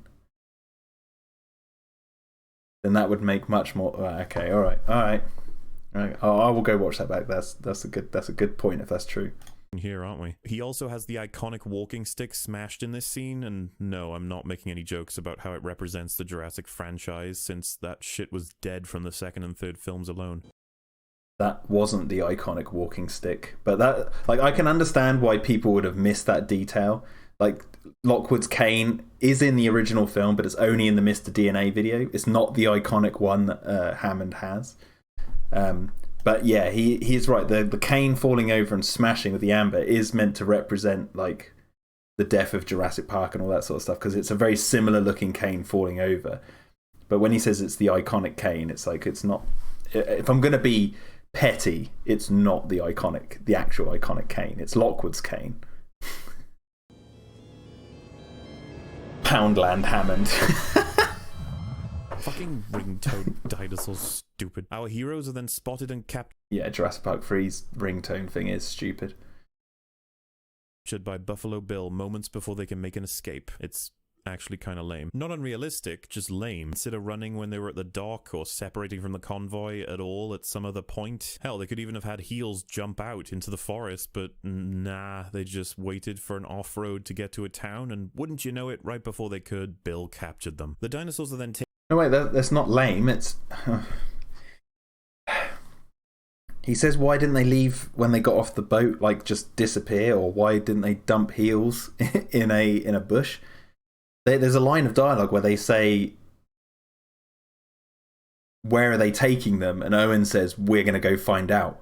Because they need to know where the dinosaurs are going, so then they can tell the authorities. Because if they just left the boat and went, this guy, X, Y, and Z are taking dinosaurs, by the time they reach the authorities, and if they can even convince them of what's just happened, the dinosaurs could be anywhere. They don't know where they're taking them. They don't know who they're selling them to. They could just be, anywhere. So they stick around for a little while longer just to see where they're going. And then they see that they're going into Lockwood's estate. And then they see the off-road. And then Owen's like, right, we need to go warn the authorities now. So they know where they're taking them. That makes sense to me. I don't know why that's lame.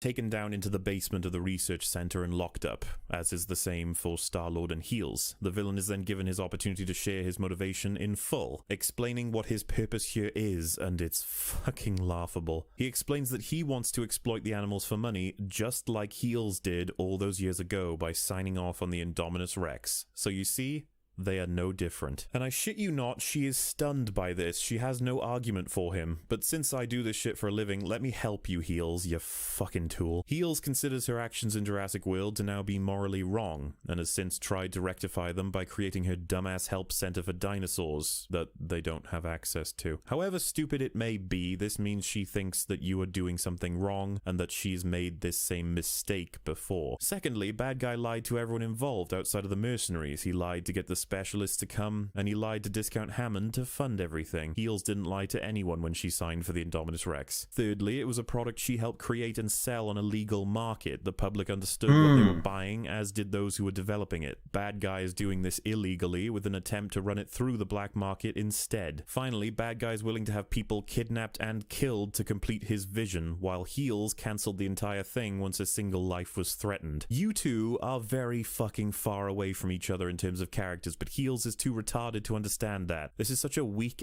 No. All right, I've pulled up the line of dialogue he's talking about. And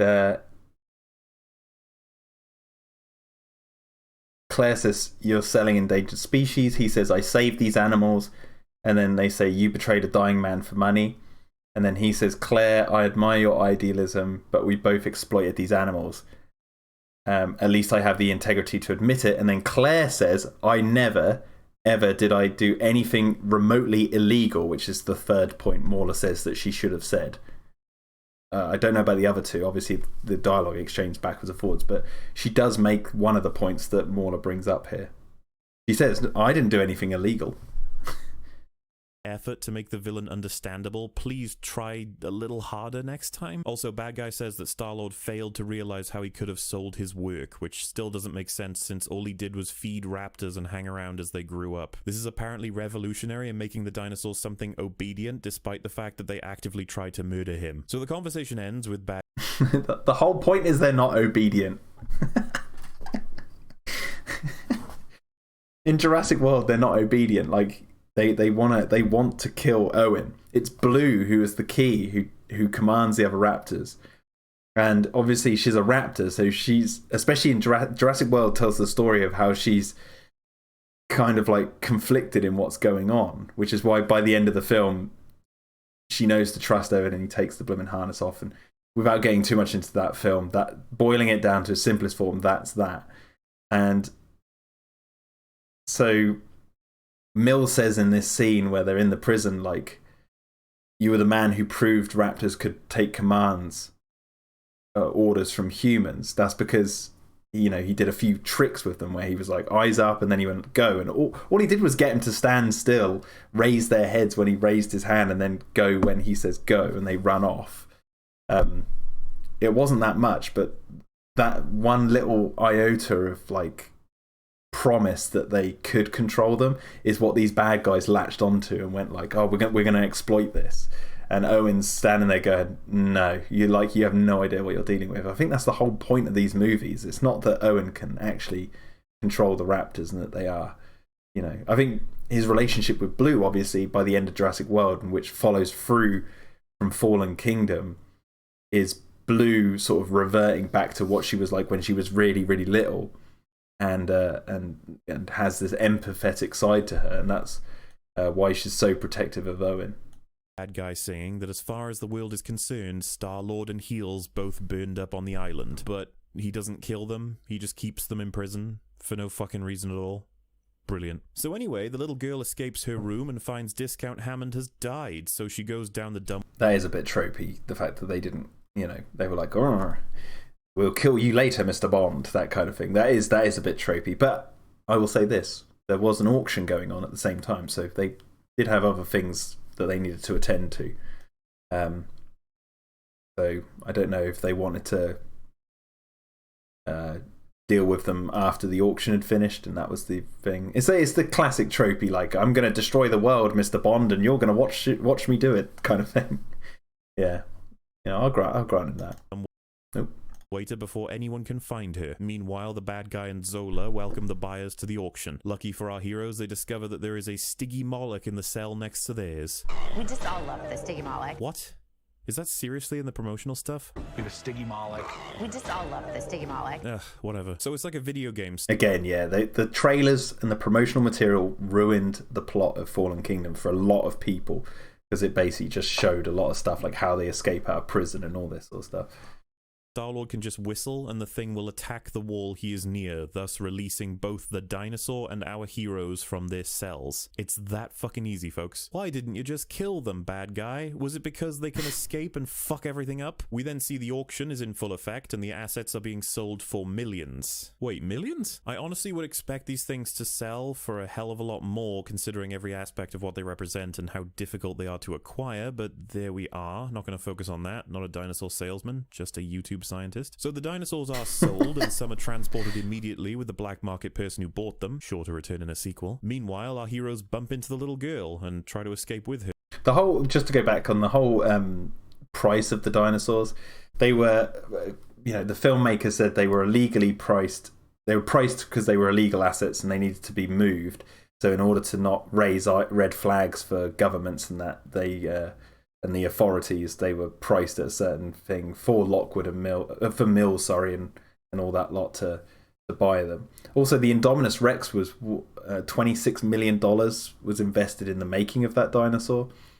So that's how much that cost. And I think thirdly, the dinosaurs in this world, in our world, obviously they're not alive, but in the Jurassic universe, they've been around for a number of years. So would their price have gone down some at this point?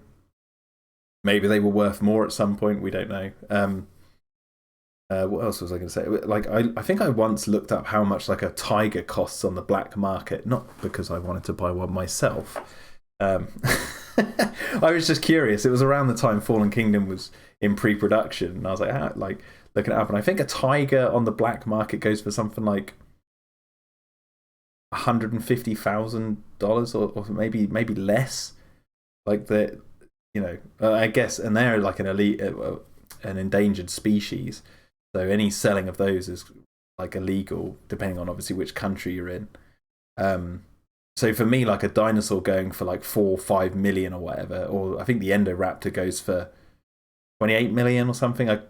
It's in the double digits. To me, it never bothered me, the prices, but I can understand why some people might be like, why aren't these worth billions? These are rare dinosaurs in a world where people can just make them left, right, and centre. But anyway. She went down to the basement for some reason, I don't know. Then the auction is introduced to the Indoraptor. It's given massive praise and the audience goes wild trying to buy it. Our heroes witness it and decide that they can't let it leave the area. They have to stop it. The Indoraptor, of which I shall simply call Yellow because of the goofy strip they gave it to oppose Blue, very clever film, is revealed to have a lasing target system that allows it to... Hang on. They have a gun. It shoots a laser. The laser has to target something, and then they hit a button, and it makes it so that the Indoraptor goes insane and tries to kill whatever that laser was pointing at. So this is going to have military applications. This is what you consider to be following human commands. All right. What the fuck? They said Star-Lord's research has helped them figure out controlling this thing. It responds to human commands. How is it that you managed to convert some research, like a random fucking guy feeding puppy-like creatures bits of meat, into laser technology that can render a hyper-intelligent raptor into a fucking house cat? How the fuck does that work? I love how this thing's potency is explained by it coming from the bone of the fucking Indominus Rex, and that thing managed to destroy Jurassic World, remember? Except it escaped because some fucking idiot opened a door because everyone walked inside its fucking paddock before checking its goddamn tracker. Fuck you. The Indominus Rex was just lucky in that film.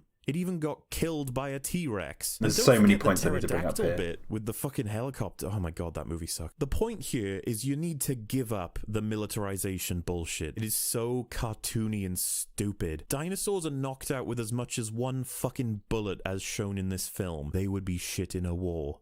Wait, okay, let me, before we go on, I just need to bring up some points here. The contention everyone seems to have with this thing is they use a gun with a sound device on the side and a laser tracker, or a laser pointer. And I think obviously the guy who has that weapon is there to guard everyone from the Endoraptor if something was to go wrong, right? So that's why he has the gun. But I think the military application, the point the villains are trying to get to is it's like, what could you do with this? It could be a number of things. Like, you don't need a gun. It's like you could, I don't know, like a warlord or something could just have a laser pen and his blooming Endoraptor, and he points it at someone and goes right, and then the Endoraptor relentlessly charges at them. It's a flawed plan. I think that's the whole point. But I understand why people get annoyed by the fact that they put the laser pointer and the sound thing on a gun, because you're thinking, well, if you have the gun, why do you need an Endoraptor and to go after them? And it's like, well, if you let's say there's like a terrorist in front of you or something. It's like you point the gun at them, you have the laser, and you go and you target them, and the Endoraptor is in a cage with you. I mean, this isn't the best plan. I'm just trying to like work out what the villain's idea was. And you go to shoot the terrorist, and something happens where he escapes and runs into a forest or something nearby, but you've targeted him with the laser. If you undo the Endoraptor's cage and press the sound button, that Endoraptor's going to chase him, and you wouldn't have to worry about going to find him in a jungle over terrain where like maybe vehicles and other things couldn't get to him. That's, you know, one idea I was thinking of. It's like, it's not so much that the Endoraptor as they present it to the guest is the finished product. That's the prototype, and they need Blue to make the next Endoraptor. So then that's when they get the human command element to really be implemented into their concept for what they want to do with the Endoraptor, right? So it's like we see the Endoraptor, we see this like a very, very simple, rather stupid display with the laser pen and the sound system. But that's not like they're showing off the final product. They're trying to sell it to the audience like, this is what will be coming at next year's auction or whatever they're going to do. But the military application part of it is like, here's what we're offering. Now you guys can take it and do whatever you want with it, even if it doesn't work. You know, it's like if you want this, to just test it or do anything. I don't think they're saying like this is the final product, because there's a line of dialogue where Mills says to the auctioneer, he says like, you know, the selling of the Isla Nublar dinosaurs is to get seed money, and then the auctioneer's like, for something much more lucrative, I guess, and he's like, yes, or he says right. So it's like, when they get Blue, and they like, their idea is to have Blue care for this group of, or use Blue, or use DNA to sort of replicate her empathetic traits in an Endoraptor, so then you can control it. But the Endoraptor we see in the film isn't that one. So they have to use this really arbitrary laser pointer, you know, sound system, which is really, basically the point I'm trying to make here is that without the empathetic bonding between human and raptor that Owen and Blue have, without somehow utilizing that for their Endoraptor projects, all they've managed to get out of the human bonding with the Endoraptor is a laser pointer and this sound thing. So it's like, this is how far we've come, this is the prototype, but the next one will be even more developed, right? That's the idea. It's not saying that we're going to sell it to the military and this is the final product where you have to have a laser pointer on your gun and as a sound, like a little sonic noise system. I don't think that's what they were trying to sell, but if that was the case, then I made the point of like the terrorists. It's like, that's not a good one, because that's not what they were saying. I hope that makes sense. I really do. But it is silly. Dinosaurs need to be fed, sheltered, groomed, and rested. They are massive creatures with massive needs. They would be shit in a war. Dinosaurs need to be able to actually tell the difference between civilians and enemies. I guess that feeding them from birth will make it so that they never attack their own team like Blue does. Fuck off, that's stupid. They would be shit in a war. Dinosaurs are weak to gas, wonky to... Blue attacks Barry because she doesn't realise it's him until he says her name, right? And then she stops. And then Owen whistles. It's like, I don't think Blue knew it was Barry she was about to attack. She was in like a fit of rage in that film. Rain, explosives, enemy shrapnel. They're also huge targets. They would be shit in a war. What the hell are they going to do against a shotgun? Run up to a guy and fucking hope he doesn't fire? They would be shit in a war. Don't try and justify it by referencing the fact that Soviets once used diseased rats. How the fuck is that the same thing, you donkey? Oh, I'm sorry, was I supposed to turn my brain off? That's how you enjoy bad films, right? So Star-Lord decides that in order to prevent the Indoraptor from leaving the area, he will unleash the Stygimoloch onto the crowd while he stops the Indoraptor from being provided to the customer. We just all love the Stygimoloch. Fuck off, you completely idiotic cretins. How do you not foresee this incredibly stupid decision for what it is? Releasing that dinosaur will kill many people. Why are you doing it? Oh right, to prevent a different dinosaur from being released, resulting in killing people, when it was already caged. For fuck's sake. Lo and behold, the Stygimoloch starts up. Yeah, the Stygimoloch was a big distraction in the auction room. And, yeah. Arbitrarily killing people. Several are impaled while others' backs are simply broken. While this is happening, Star-Lord starts to dominate all of the enemy soldiers in a fight. Why? Well, he's been retired for 3 years and an animal trainer for several years before that, but he was in the Navy at some point, so that means he can beat all of these armored, armed, and trained fucking guards. He seriously wipes through 5 of them and achieves his goal of making Yellow stay in the room, while many of the customers have just been killed in the background. So Buffalo Bill shows up. He's demanding his pay for the capture of the animals. I don't know, there's not much to disagree with there. Like, yeah, Owen releases the Stygimoloch as a distraction. Lots of the auctioneers get, injured or die from the Stygimoloch, running around and hitting them. But I guess Owen just sees that as like a means to get to the goal, which is stopping the Indoraptor from being sold off and or leaving the building, because the repercussions of that thing leaving the building is a much more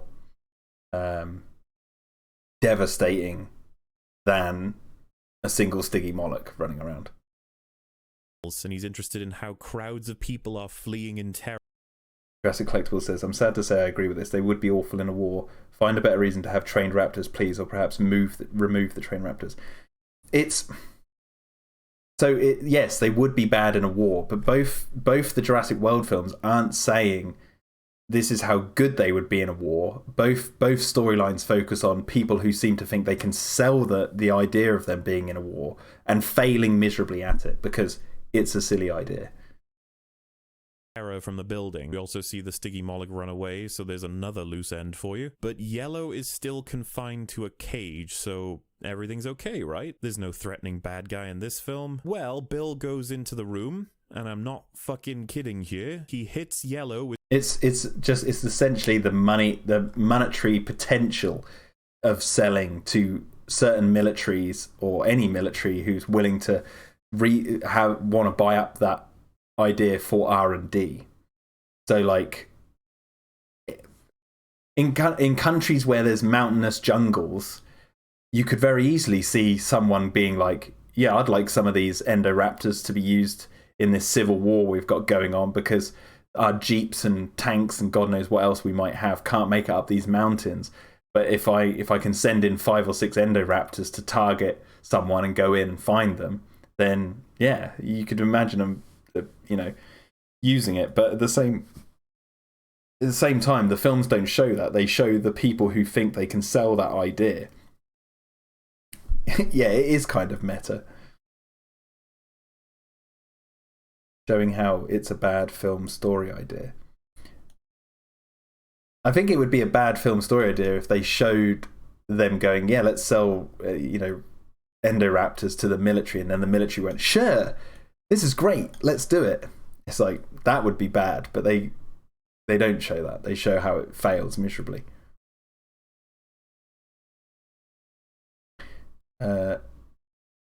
Dia says, I think that's the point. The film shows why using dinosaurs in the military is not a good idea. At least that's last time I checked when watching. Well, it's exactly the same as putting dinosaurs in a theme park is a stupid idea, and we see why that fails. Right? And it's like taking the dinosaurs off the island to go put them in a theme park in San Diego is a stupid idea. That shouldn't happen, and we see why it fails. It's just following that same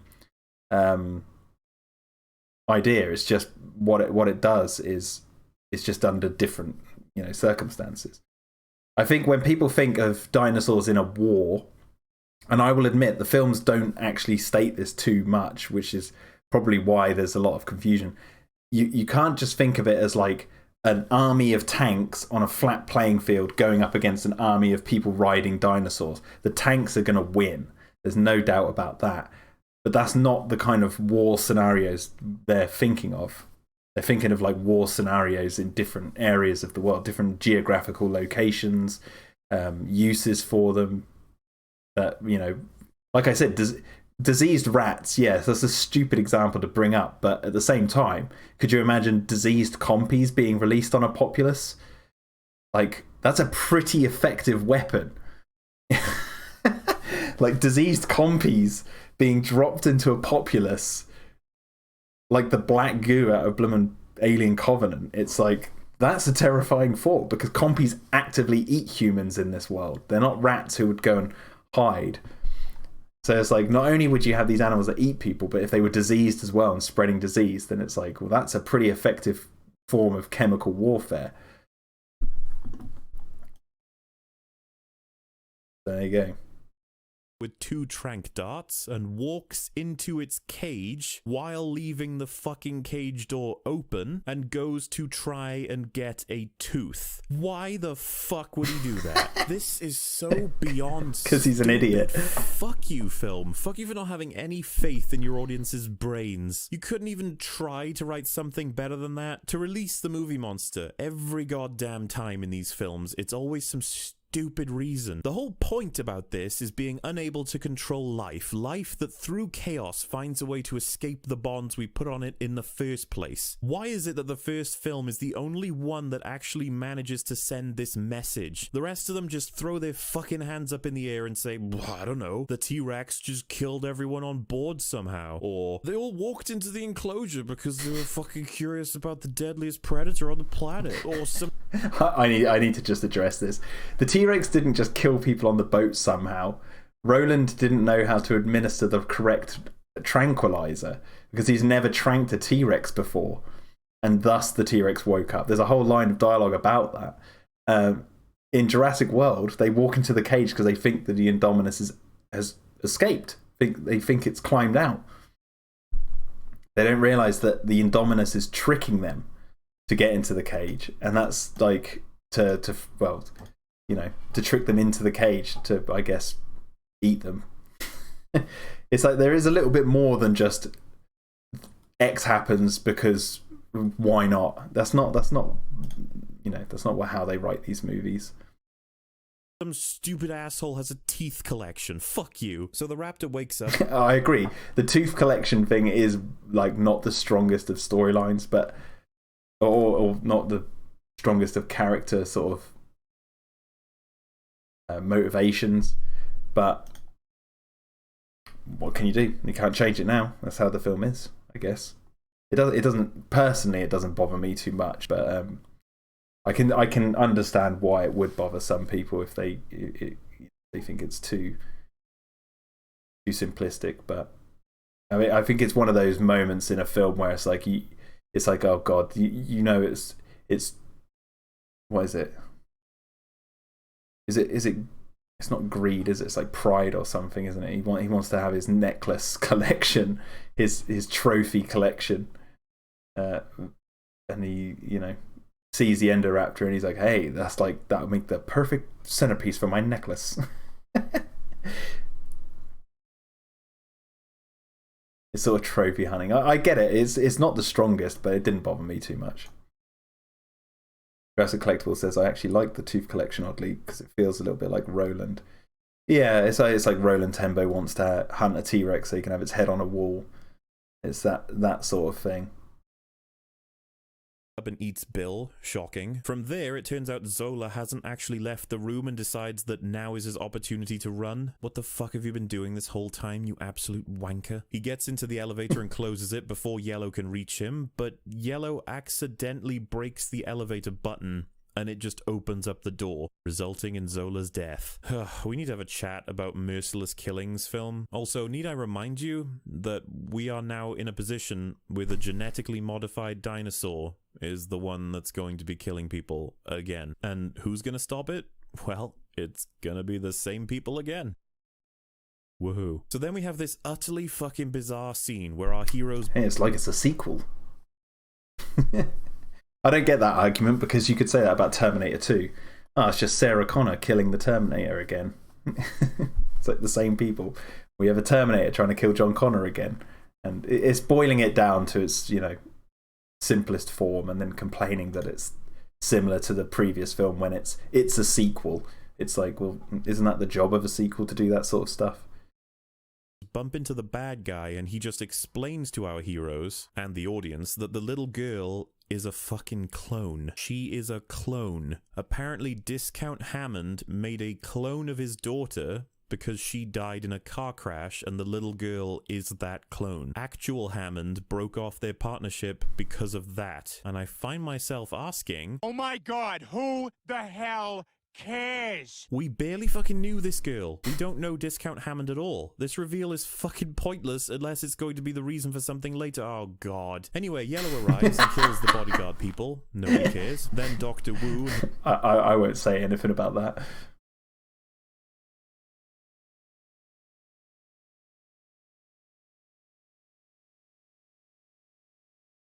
His supplies are shipped off site so he can return for the third film. Wonderful. At the same time, Tech Guy just fucking shows up. He was asked to carry off a bit of rope and work as a sailor. Now he's a scientist, helping Dr. Wu. How did that happen? Using this position, he frees Biology Girl and she frees Blue onto the remaining soldiers, who are so inept they can't fire a fucking gun when more than a meter away from a dinosaur, resulting in their deaths. We have a Last Jedi moment here too. The room is filled with people, then the tech guy does some traitor stuff, and then they're all just gone by the time he turns around. They're all out of earshot as well, apparently, because there's lots of screams and gunfire. Wonderful filmmaking. Did I mention, by the way, one of the bullets that were randomly fired during this scene opened up a canister of gas ready... I guess just to defend that little bit of the film, I agree that they could have shot Blue from a distance, but I think the guy was trying to get a clear shot because there was another guy on the floor and he didn't want to shoot him. But, that just could just be bad writing. to blow. Our heroes sprint from the room immediately, but Blue hasn't quite gotten the realization yet. But once Blue sniffs the gas, she realizes it's about to blow and so jumps out of the room like Ethan fucking Hunt just before the flames reach her. This is so cheesy. As a result of all this, Chemical X begins to seep into the compound, threatening the lives of all the dinosaurs that are locked up. And then, instead of escaping, Yellow has decided to chase the ever-loving shit out of the little girl to the point where it climbed all the way over the roof of the mansion to the other side and I think Blue jumped out, not like wanted to escape the room because of the gas. I don't know if she knew it was going to blow up. I think it was just because it was pouring out and she wanted to escape from it. But I guess the jumping through the window is what he's inferring that she could know it was going to blow up. You know, that she just wanted to escape. She didn't like run out the door or anything. But then again, the raptors in the Jurassic Park series, they do love to jump through windows. They have a history of that. Drops down into her room where she's hiding. Why not escape, you retarded turkey? You're supposed to be intelligent. Stop hanging around. I would also like to point out there's a thing that there's a thing in Fallen Kingdom where it appears, and I could be wrong about this, but it appears that the Endoraptor has an obsession with Maisie. And there's a lot of moments in the film where they sort of connect the two. Obviously because she's a clone. So maybe there is something there that we're just not reading into just yet. But, you know, I've heard the argument of like why didn't the Endoraptor just run away? And it's like, I think it's because it's got this obsession with Maisie. You know, there's that bit where its claw reaches out to the cage when it first sees her. There's the bit where they have the reflection on the glass where like Maisie and the Endoraptor is like saying they're one and the same. Obviously because she's a clone. And there's this thing where like she screams and the Endoraptor, and I've seen a lot of fans talk about this, and I notice it, so I don't. But maybe I'll need to talk to Colin when I next see him and see if I can get an answer to this.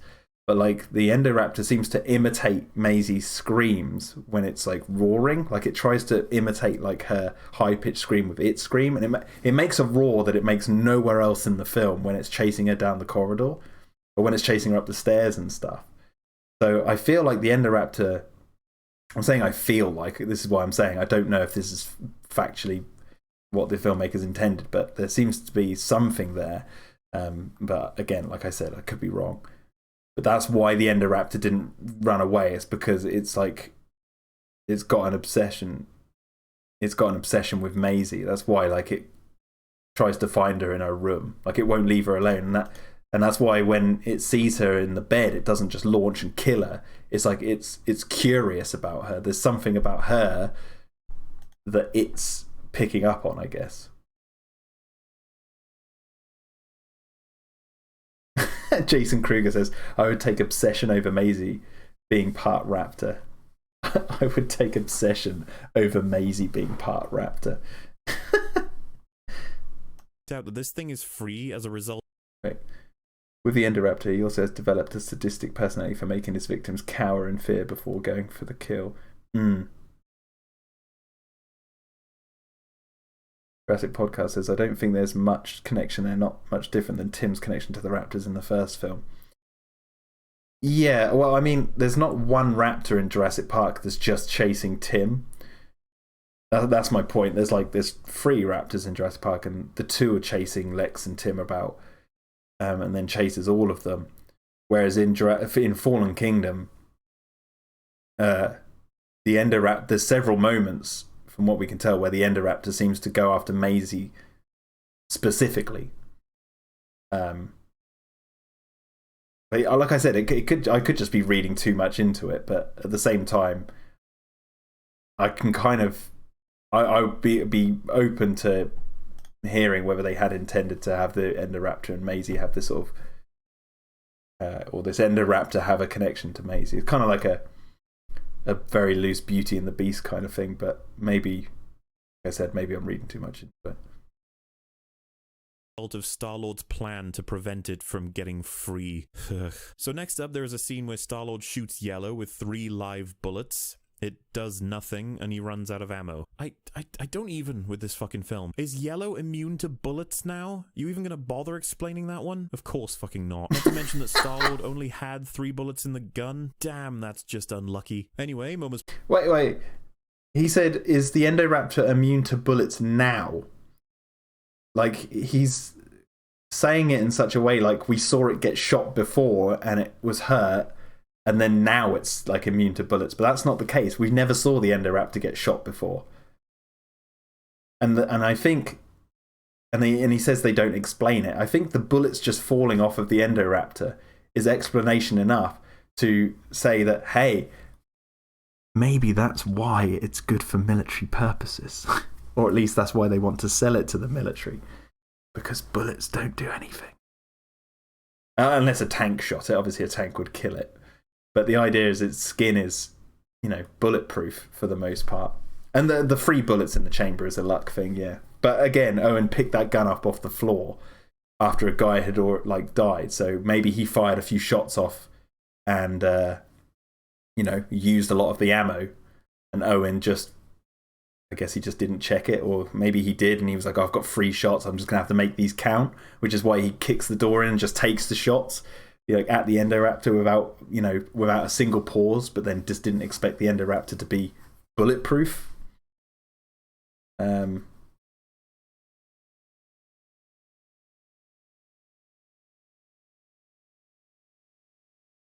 Yeah, because I believe the idea of bulletproof dino skin comes from the fact that I could be pulling this out of my ass, so but aren't crocodiles at the back of crocodiles, aren't they known to be bulletproof? Obviously certain caliber of guns would be able to shoot through it, but I think a dinosaur's skin would potentially be quite armored. So maybe this weird hybrid they've made, they made it so it would be bulletproof. To me, that ties back into them wanting to sell this thing to the military or to any military who would be willing to buy it up. So it doesn't really need explanation. It's like a show don't tell kind of thing.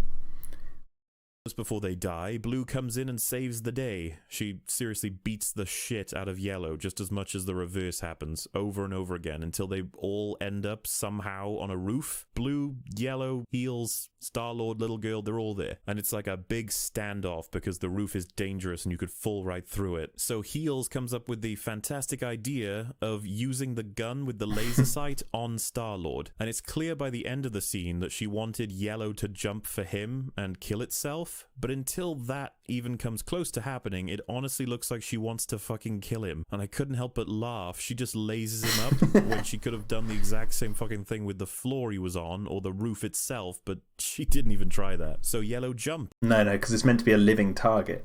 And Blue... You're meant to aim that laser at a living target. The Endoraptor, if you point the laser at the floor, it's not going to think, I'm going to attack the floor now. Jumps onto it to make sure it falls down and slams Yellow onto the horns of the fossil below them in the trophy room. Look how big that fucking room is. What are the odds it fell through the only dangerous part? Fuck you. So the Indoraptor is just dead. Died the exact same way as the Master did, for fuck's sake. But it's not over. Our heroes return to the control room because they have to decide to free the dinosaurs onto the world or let them die in captivity to Chemical X. They decide to let them die, since anything else would be a massive fucking mistake. But, unbeknownst to the adults, the little girl hits the button and sets them free. And she says it's because they are clones like she is. What the fuck, woman? Are they actually employing the naive animal lover trope here as well? Come on. Do you know how many people these creatures will kill, have killed in your own universe? How many carnivores you just released? There are 4 adults in that room and you couldn't stop her? So as a result of this... It wasn't an animal lover trope. 'Cause the film makes it like... I don't know, is this just me? I don't know if people in the chat will agree with me here, but there's a shot of Maisie as the cat, like as she's hugging Owen right at the end, and the camera moves in on her face, and the music, sinister music begins as Malcolm then says about how the world is now going to start changing or whatever. He's talking about how like change is going to occur and the world's going to shift and all this blah blah blah blah. And it's not a happy moment; it's a sinister one. It's like Maisie's choice to do what she did is a very morally ambiguous decision from from the film's perspective. Like, I wouldn't have pressed the button. I would have left the dinosaurs to die. But Maisie pressing the button and saying, you know, they're alive like me. She's obviously talking about how the fact that she was born from being a clone and all this sort of stuff. I don't think the film's saying that that's a good thing. I think the film's saying that's not a good thing. Yeah, I think Jurassic Park podcast, it definitely feels like a sinister look at Maisie. It's I mean, what's one way of looking at it? It brings up a lot of questions about what.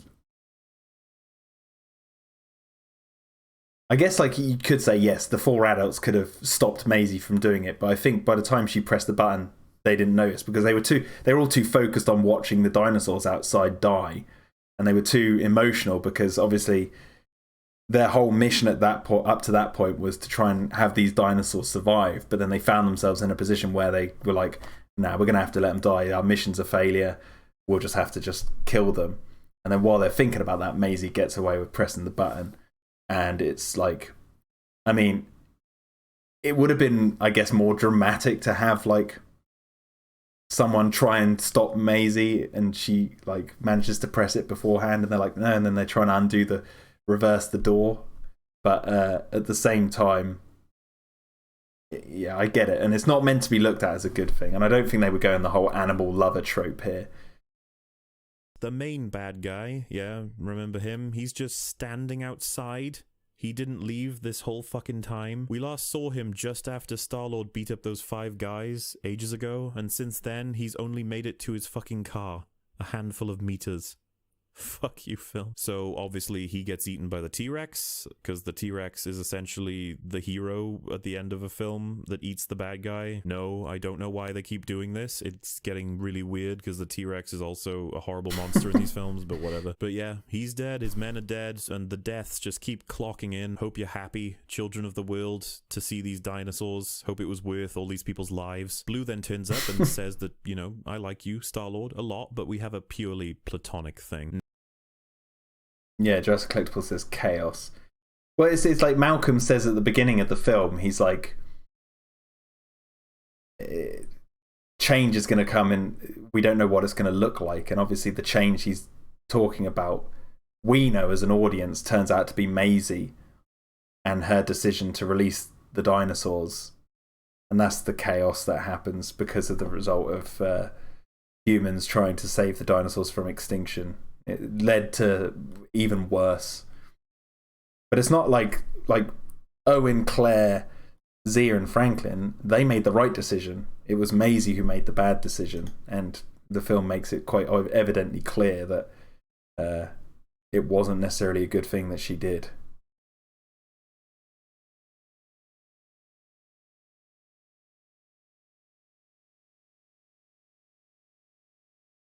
Titan of Serpent says, do you think they could have vented it out if they opened the door first? I've heard this argument. However, I'll say this much. The gas chambers are above the cages and the gas is pouring down into the cages. So if you were to open up the doors to vent the gas out, the gas has still got to go through all the cages and kill a lot of the dinosaurs. So... And obviously Claire was acting on impulse, so she was like, oh God, I've got to get them out of the cages, and then she then had the dilemma. So by that point, they couldn't get them back in the cages. It was like a very... The film paints the picture of like these people are acting on their instincts and their emotions, and the film states quite clearly that this isn't necessarily a good thing. They're not thinking before they do anything. And then, and then when they do stop to think, they're like, okay. And then obviously Maisie undoes it all, so... The whole venting thing, I don't know if that would necessarily work because the gas is going through the cages to escape. So, and how much gas is being leaked, they could be there all day and still die. No Lando Femputa stuff, and so it just leaves. We'll see it again next film. It's done its job. We then hear a commentary going over how people all over the world are now generating dinosaurs alongside all the ones that escaped, and it has converted our planet into Jurassic World. Cringe. Oh, and that commentator, by the way, that was Jeff fucking Goldblum. Remember him? There are incredible new dinosaurs, an exploding volcano, and Dr. Ian Malcolm's back. Taiwan, this is Dr. Malcolm.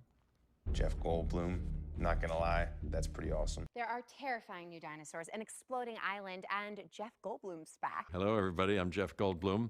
And gee, I'm so thrilled to be back as Dr. Ian Malcolm. They really knew how to market this, didn't they? He was in it for less than 2 minutes. I hope to Christ you didn't watch it for him, folks. He didn't even remotely affect the story whatsoever. Fuck you. Do you work for Hello Games? No.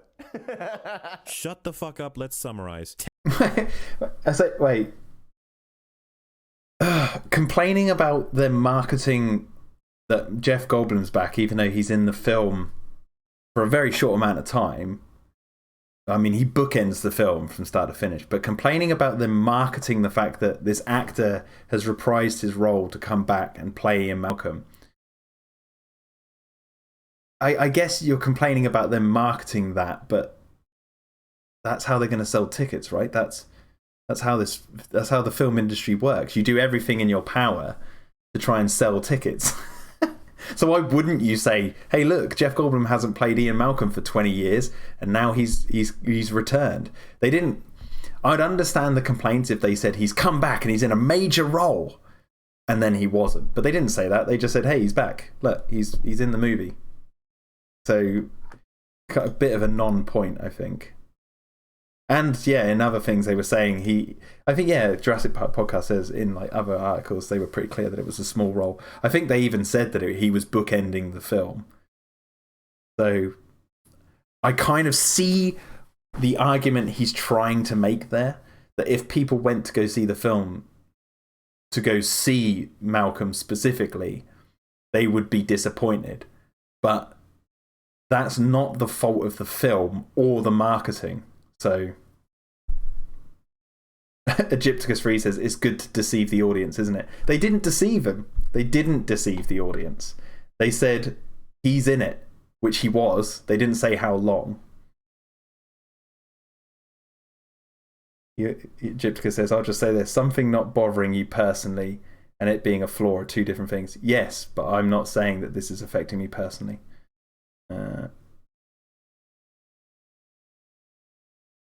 His role is like John Hammond in The Lost World, says John's Gaming.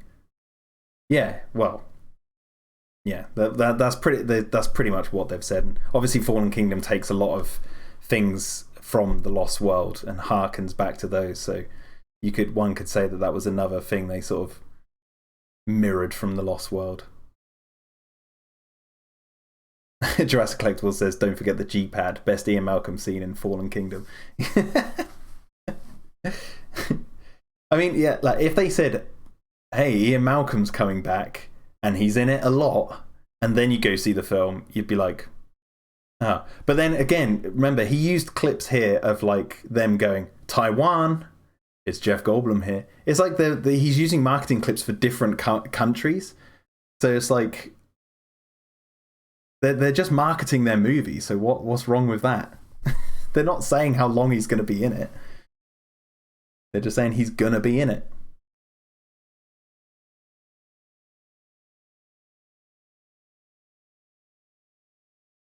Yeah, people didn't know the length of his roles, but you can't blame them for his role being small if they didn't mention how long his role was going to be, is basically my point. Tech guy was barely in the movie. So where's the lie is what I'm saying. Where's the lie in what they're saying? And he popped up whenever his skills were needed to open doors or save people, including an unexplained yet massively beneficial appearance to release Blue, save Biology Girl, and release the entirety of the dinosaurs, but fuck it. Did I mention his screen? Yeah, Franklin's little side story was like a joke, and I don't think it landed with a lot of people. You know, he goes off, and then when he next appears, you're like, how the hell did he get into this position? I think that was the kind of gag. But I get it. I guess for individuals, that either lands for you or it doesn't. I wouldn't say it doesn't make sense because we don't know how he got into that position. I could say it doesn't make sense if we knew how he got there. But it's like, it's a silly, stupid gag. And that's all it really is.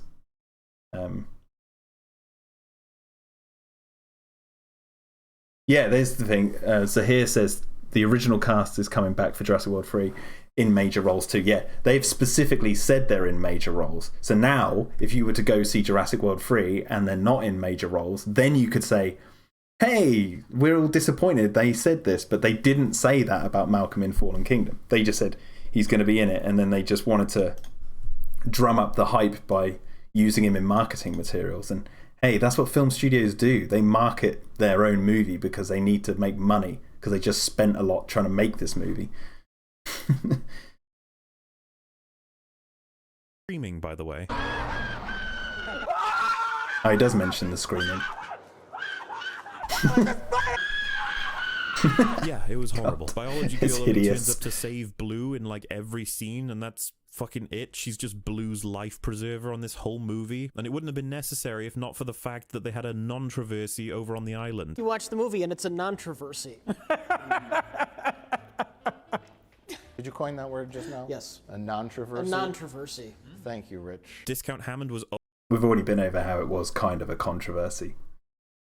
And I love Red Letter Media. Let me just state that much. old and came out of fucking nowhere. I love how you bait old classic characters in the marketing and then invent your own old characters, wedging them into the classic characters as if they were there all along. They weren't. Fuck off. But he does serve to enable the psychopathic, money-hungry villain who's honestly not a character. He's willing to fucking kidnap people, kill them, and send his entire legacy to the grave so that he can have more money. He would have inherited the fucking mansion and the old dude's money the moment he was dead. But nah, he had to enter the black market and sell dinosaurs. Wait, no, would he? He's in control of Lockwood's assets and stuff, but he doesn't own them, right? If Lockwood dies, all of that goes to Maisie, right? It doesn't go to him. It doesn't go to Mills.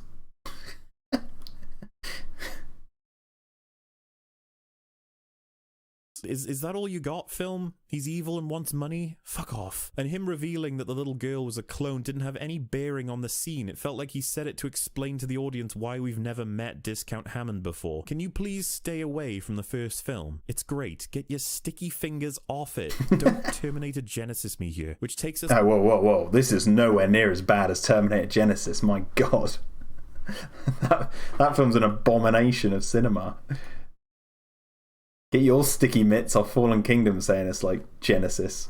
My goodness. To Star-Lord and Heels, who fucking kiss at the end of the film. They've been baiting their relationship by going off again and on again. 3 damn times, actually. Go...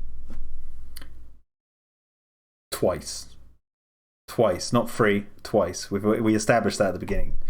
Twice. They weren't together in Jurassic World, then by the end of Jurassic World they got together. They weren't together at the start of Jurassic World Fallen Kingdom, they were together at the end. The beginning of Jurassic World, they went on one date. That's not being together. They went on one date, it ended badly. That's what they say in the line of dialogue. So it's not 3 times, it's 2. I'm not saying his point's any less. It's repeated once, the trope of them not being together again. It's been repeated once. We've seen it twice. Not 3 times. Way. At least she got to feel better about essentially causing all this shit in her own way in the first film. Fucking Heels. Buffalo Bill was... I'll have to make a separate video about that, but Claire doesn't do anything to cause the problems in Jurassic World. That's a misconception. That'll be a debate for another day.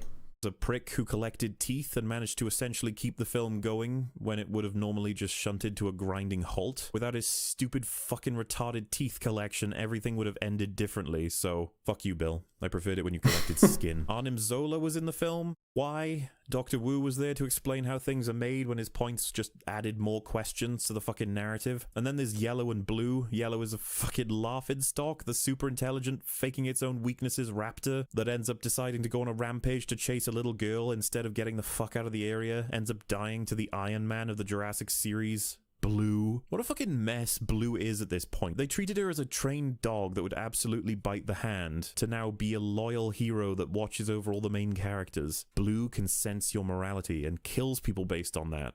It's fucking rubbish. Do you guys... Blue cares for Owen. That's it. Blue has the connection to Owen. And Jurassic World is the film that you see how they make that bond. That's the whole point. And so they didn't just change her for Fallen Kingdom. We saw that change happen in Jurassic World. Then you get to Fallen Kingdom and you learn about the inception of that when she was a little tiny raptor. And then obviously Jurassic World happens in between then and Fallen Kingdom, and you learn how she was sort of conflicted in Jurassic World and then learned to trust Owen fully. And then Fallen Kingdom, she trusts Owen fully. So I understand his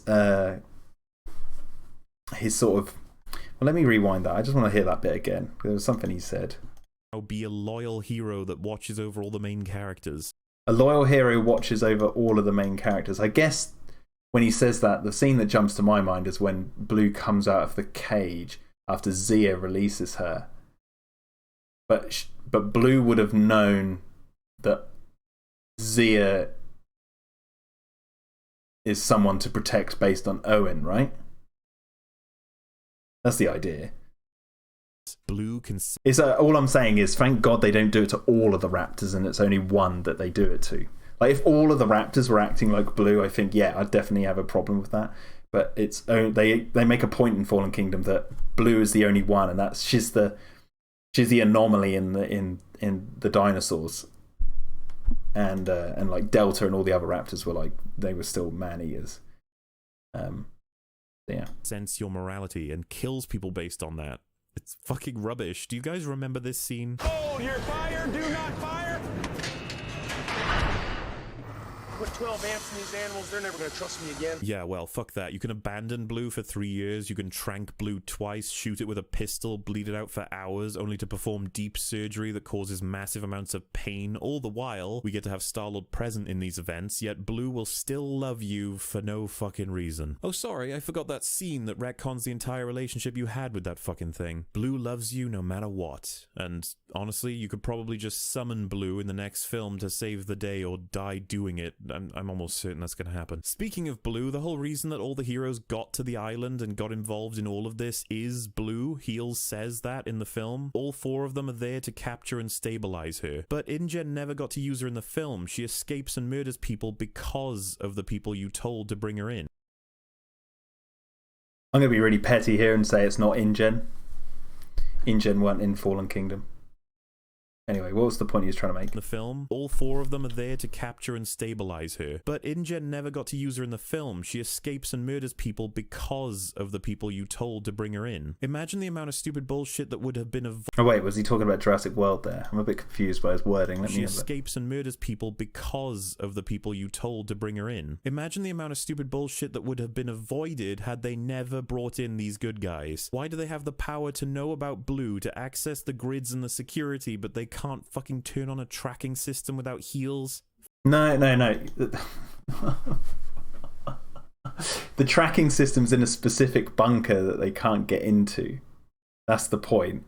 And then when they get that, they need her to turn on the system, and they need to find where Blue is because they haven't been able to find her. She's been eluding them for so long, and then they need Owen to get her out. Why is that so difficult to understand? Bullshit that would have been avoided had they never brought in these good guys. Why do they have the power to know about Blue, to access the grids and the security, but they can't fucking turn on a tracking system without heels? Fuck off, movie. That was the only reason they were brought in. It's so contrived. This film's script is beyond fucked. It's all about luck, good and bad, or just utter nonsense. It's lucky that Yellow fell on the horns. It's unlucky that the Teeth Collector had this odd fetish and thus released Yellow, actually. But it is lucky that no one cares that they arrived just in time on that ship and a little cap will protect them from it. Oh, and it's lucky that Star-Lord's trank only lasted 10 minutes or he would have been dead. But it's unlucky that all those bad guys are just too inept to run away in this film so they can be swept up by dinosaurs, like the final guy getting eaten by a T-Rex to his left that we can't see because of the angle, but apparently he can't see it either, even though it's enormous. Just unlucky, I guess. Lucky Star. Well, the T-Rex... Well, firstly, name one film that doesn't use luck and bad luck in its plot. I don't quite fully... Maybe I need to think about that point a little bit more myself, maybe look at some other films, but as far as I can tell, you can take any film and say, well, that's unlucky, or that's lucky, or that's unlucky, or that's lucky. Like, I don't quite get that. But the T-Rex is an ambush predator in the Jurassic series. They've pretty much established that point, that this huge predator can hunt almost silently. Like, even though it's huge, you wouldn't even know it's there until it strikes. They've made that point, since the first film. So... Star-Lord just happens to bump into them while fleeing the volcano. Lucky they only locked up... No, and again, I said that earlier on in the stream. It's not luck that Owen bumps into them as they get out of the bunker. Owen knows the island. He worked on it. He knows where they've come from, so he'll know to get back there. He's trying to return to the bunker so he can escape the fleeing dinosaurs. Lucky they only... It's kind of luck that they... it's luck that they came out of... it's luck that they came out of the bunker at the time he was coming out of the jungle. I guess that's lucky, but I don't know. It's a movie. Right?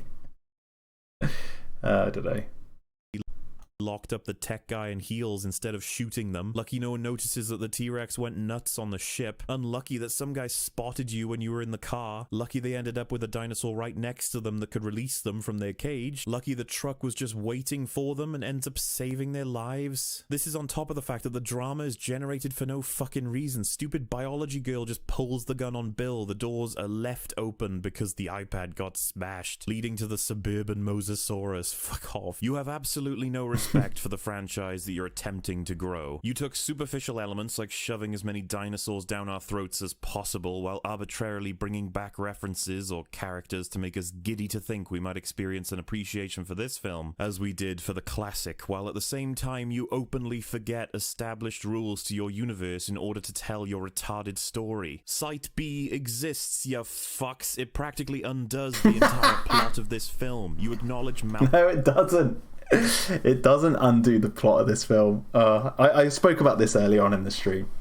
It's not a continuity error to have characters say that they believe that Isla Nublar is where the last living dinosaurs exist. It's been 20 years or so since... Well, not 20 years. What was that? That's 2001. It was 17 years since we last saw Site B. And when characters say, "Oh, this is the last living dinosaurs are on Nublar," that's not a continuity error. It's just that means Site B is devoid of dinosaurs, and it does leave an open question as to what happened to that island. So, yeah. Malcolm, but not the island he spent most of his screen time on because you just want to get people in the cinema. It's not that you want to tell a good fucking story. Wait, did he just say... What did he just say about While at the same time you openly forget established rules to your universe in order to tell your retarded story. Site B exists, you fucks. It practically undoes the entire plot of this film. You acknowledge Malcolm, but not the island he spent most of his screen time on because you just want to get people in the cinema. It's not that you want to tell a good fucking story. World building... He's talking so fast, I'm just trying to get all the point. It would be a continuity error with Site B if they just didn't mention Site B whatsoever. But they do mention it, so we know it exists, and they also say that the last living dinosaurs are on Isla Nublar. So it's not a continuity error. Jason Krieger says, I'm going to have to go back and watch the beginning of the stream because I missed the Isla Sorna explanation, I guess. I basically just summed it up there. It's just as simple as it's not a continuity error. It just raises a question, and I can admit that would be annoying for some people. Other people like having questions like that because they're like, "Ooh, what does that mean?" And I don't know. Some people like it because it can develop a backstory in their minds, or they can they can try and find the answers or whatever. And other people are like, "I wish that had been answered in the film." So I get both arguments, but it's not a continuity error. That much is true. Your retarded story. Site B exists, you fucks. It practically undoes the entire plot of this film. You acknowledge Malcolm, but not the island he spent most of his screen time on because you just want to get people in the cinema. It's not that you want to tell a good fucking story. World building once again takes a back seat to tell a tale that doesn't work even when there is no universe behind it. Familiar, anyone? Go away. And that's not to mention the... I watched Last Jedi the other day for the first time, and I can say quite happily that that film is bad. Like, ugh, I did not enjoy it. But Fallen Kingdom's better.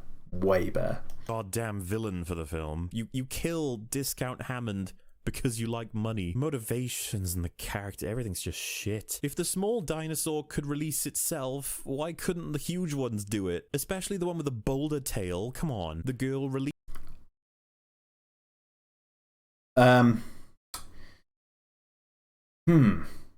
Maybe because the one with the boulder tail would need a lot of room to swing that tail in order to open the door or break something. You know, that dinosaur's considerably bigger, and the Stygimoloch could have a run up, right?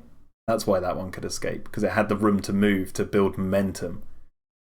I think that's the answer there. Release them all because she associates with her fellow clones. Seriously? Who wrote that? Why do the dinosaurs wait for the gates to be open instead of rip? Zahir says, isn't Isla Sorna also volcanic? Well, yeah, I mean, yeah, Isla Sorna is volcanic.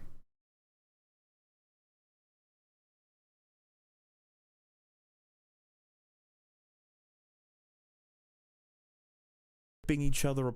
Chaotician Nunez says, yeah, I didn't like Fallen Kingdom, but it was better than Last Jedi.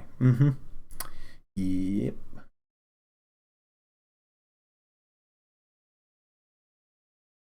Mr. Greg's Art and Animation says, just a random thing. Am I the only one who actually really loves the compies? They are my fourth favourite, like small but deadly things sometimes. They're my.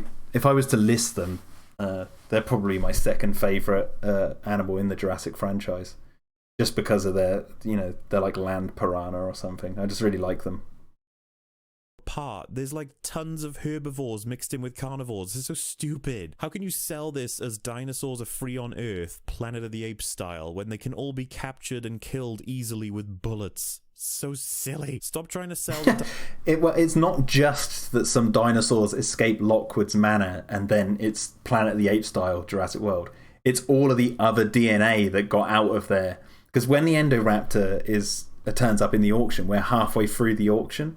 So that means a good number of dinosaurs have already been sold, and shipped out. And not only that, as we see at the end of the film, there's the suitcase of DNA. We don't know how much stuff has been sold, really, but a lot of it has. And enough for the world to be changed from that point onwards. It's not just about the number of dinosaurs that escape Lockwood Manor. Those would cause enough damage, and yes, people will either shoot them or capture them or whatever, as he says. That's true, but it's not Planet of the Apes because of those solely. It's going to be a different beast to Planet of the Apes. Dinosaurs can work in the military. That premise is utterly fucking retarded from the get-go. It would be extremely specialized if ever it worked, and it is. Yeah, there you go. It would be extremely specialized. That's my point, essentially.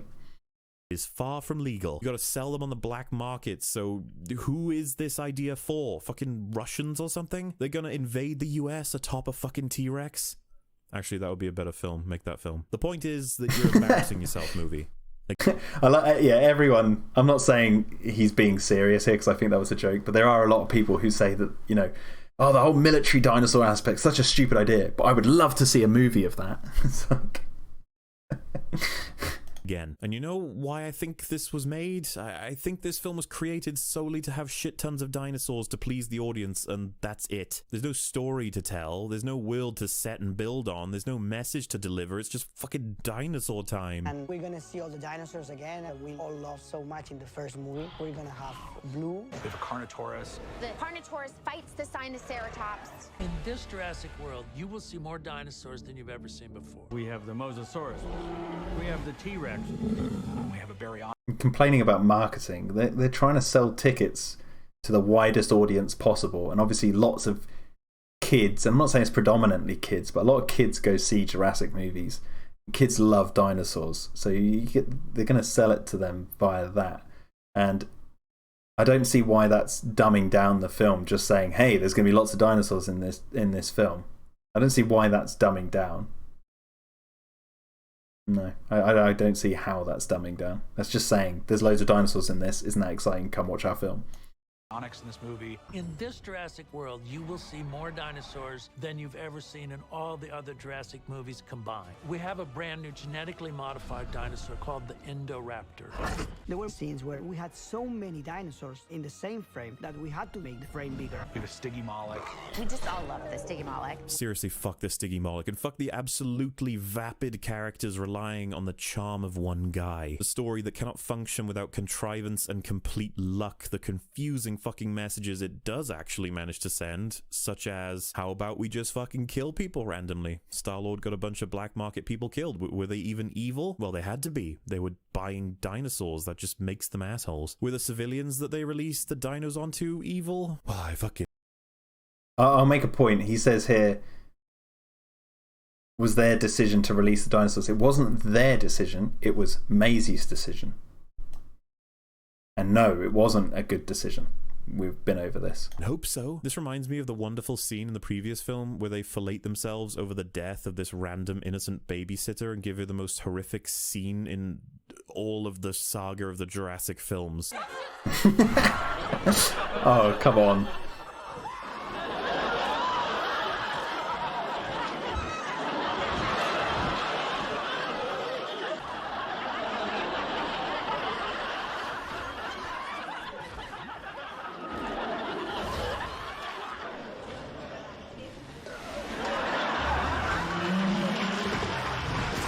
So fucking stupid. You can tell that this movie was created.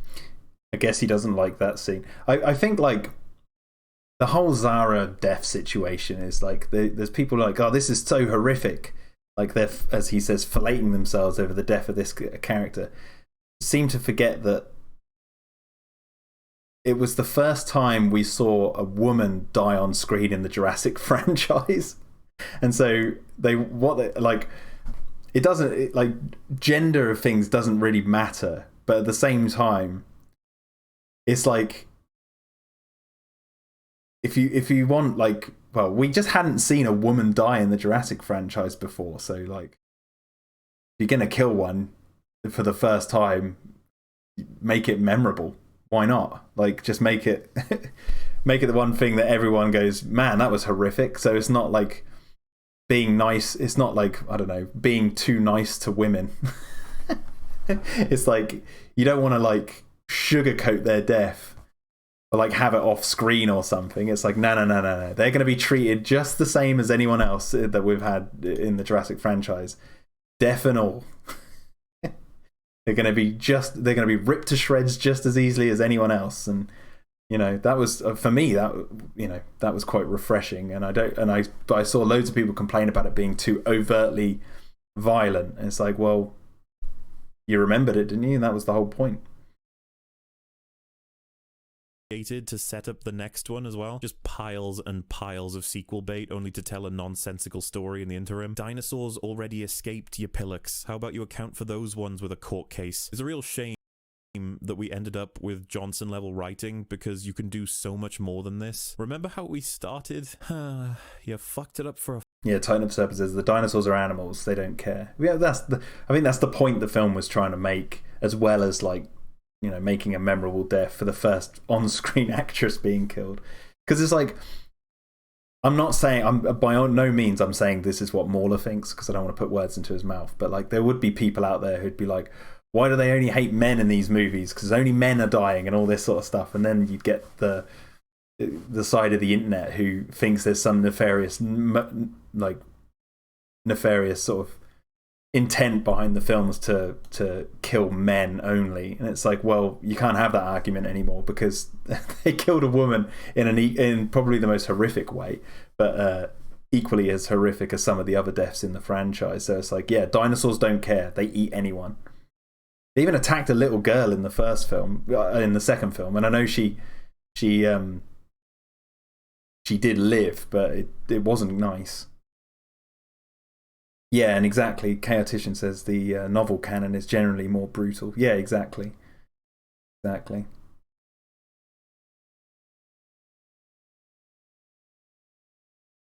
A fourth time, boys. You screwed it up again. Congratulations. Can't wait to see you shit out the next one for this universe. Excuse me while I go back to watching The Lost World. With how bad that film is, it's still better than this mess.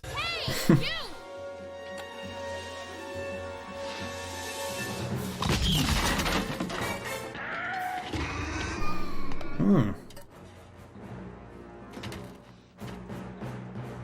God, that's so stupid. Yeah, I agree.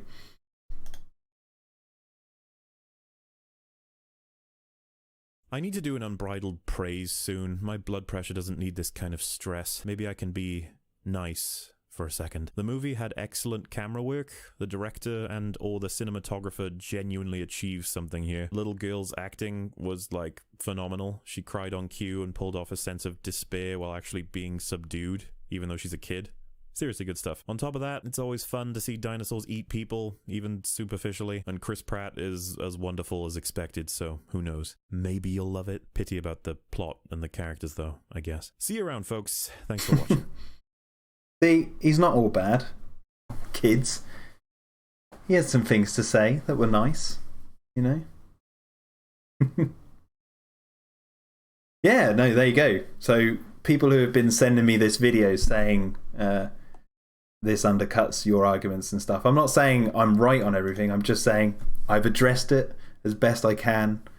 And I hope you've enjoyed watching that. Yeah, no, I said this right at the beginning, but I'll say it again for those of you who've just arrived. Like, I really like Mauler, and I like his videos, and I watch a lot of his videos, and I listen to the EFAP podcast. What's going on with my headphones here? There's like a curl in my headphone wire. heck is going on here? Wait. Yeah, like I listen to the EFAP podcast and stuff, so I'm a fan of his.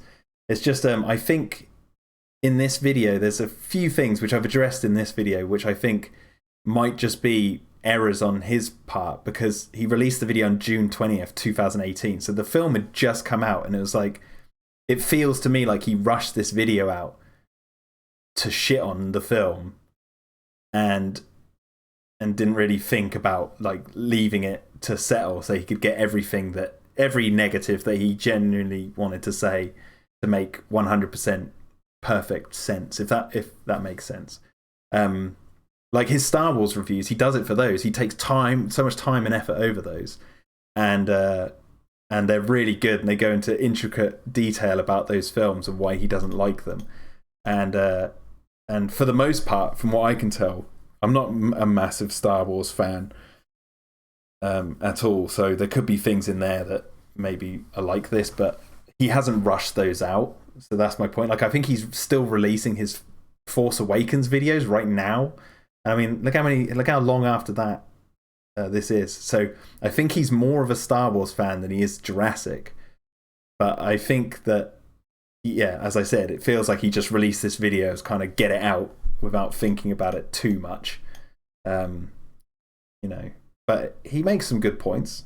You know, there's some things in there that I agreed with, and it was entertaining as well. It's well edited. Yeah.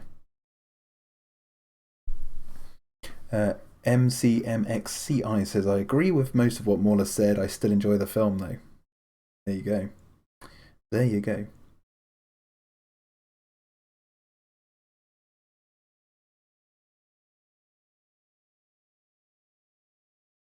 And what you guys are saying, because I missed a lot of the chat.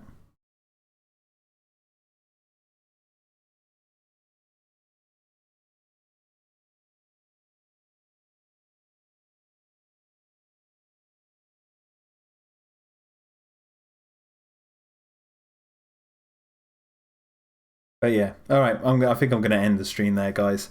Yeah, thanks for watching, and I hope that this video, you know, meets the copyright. It doesn't get demonetized.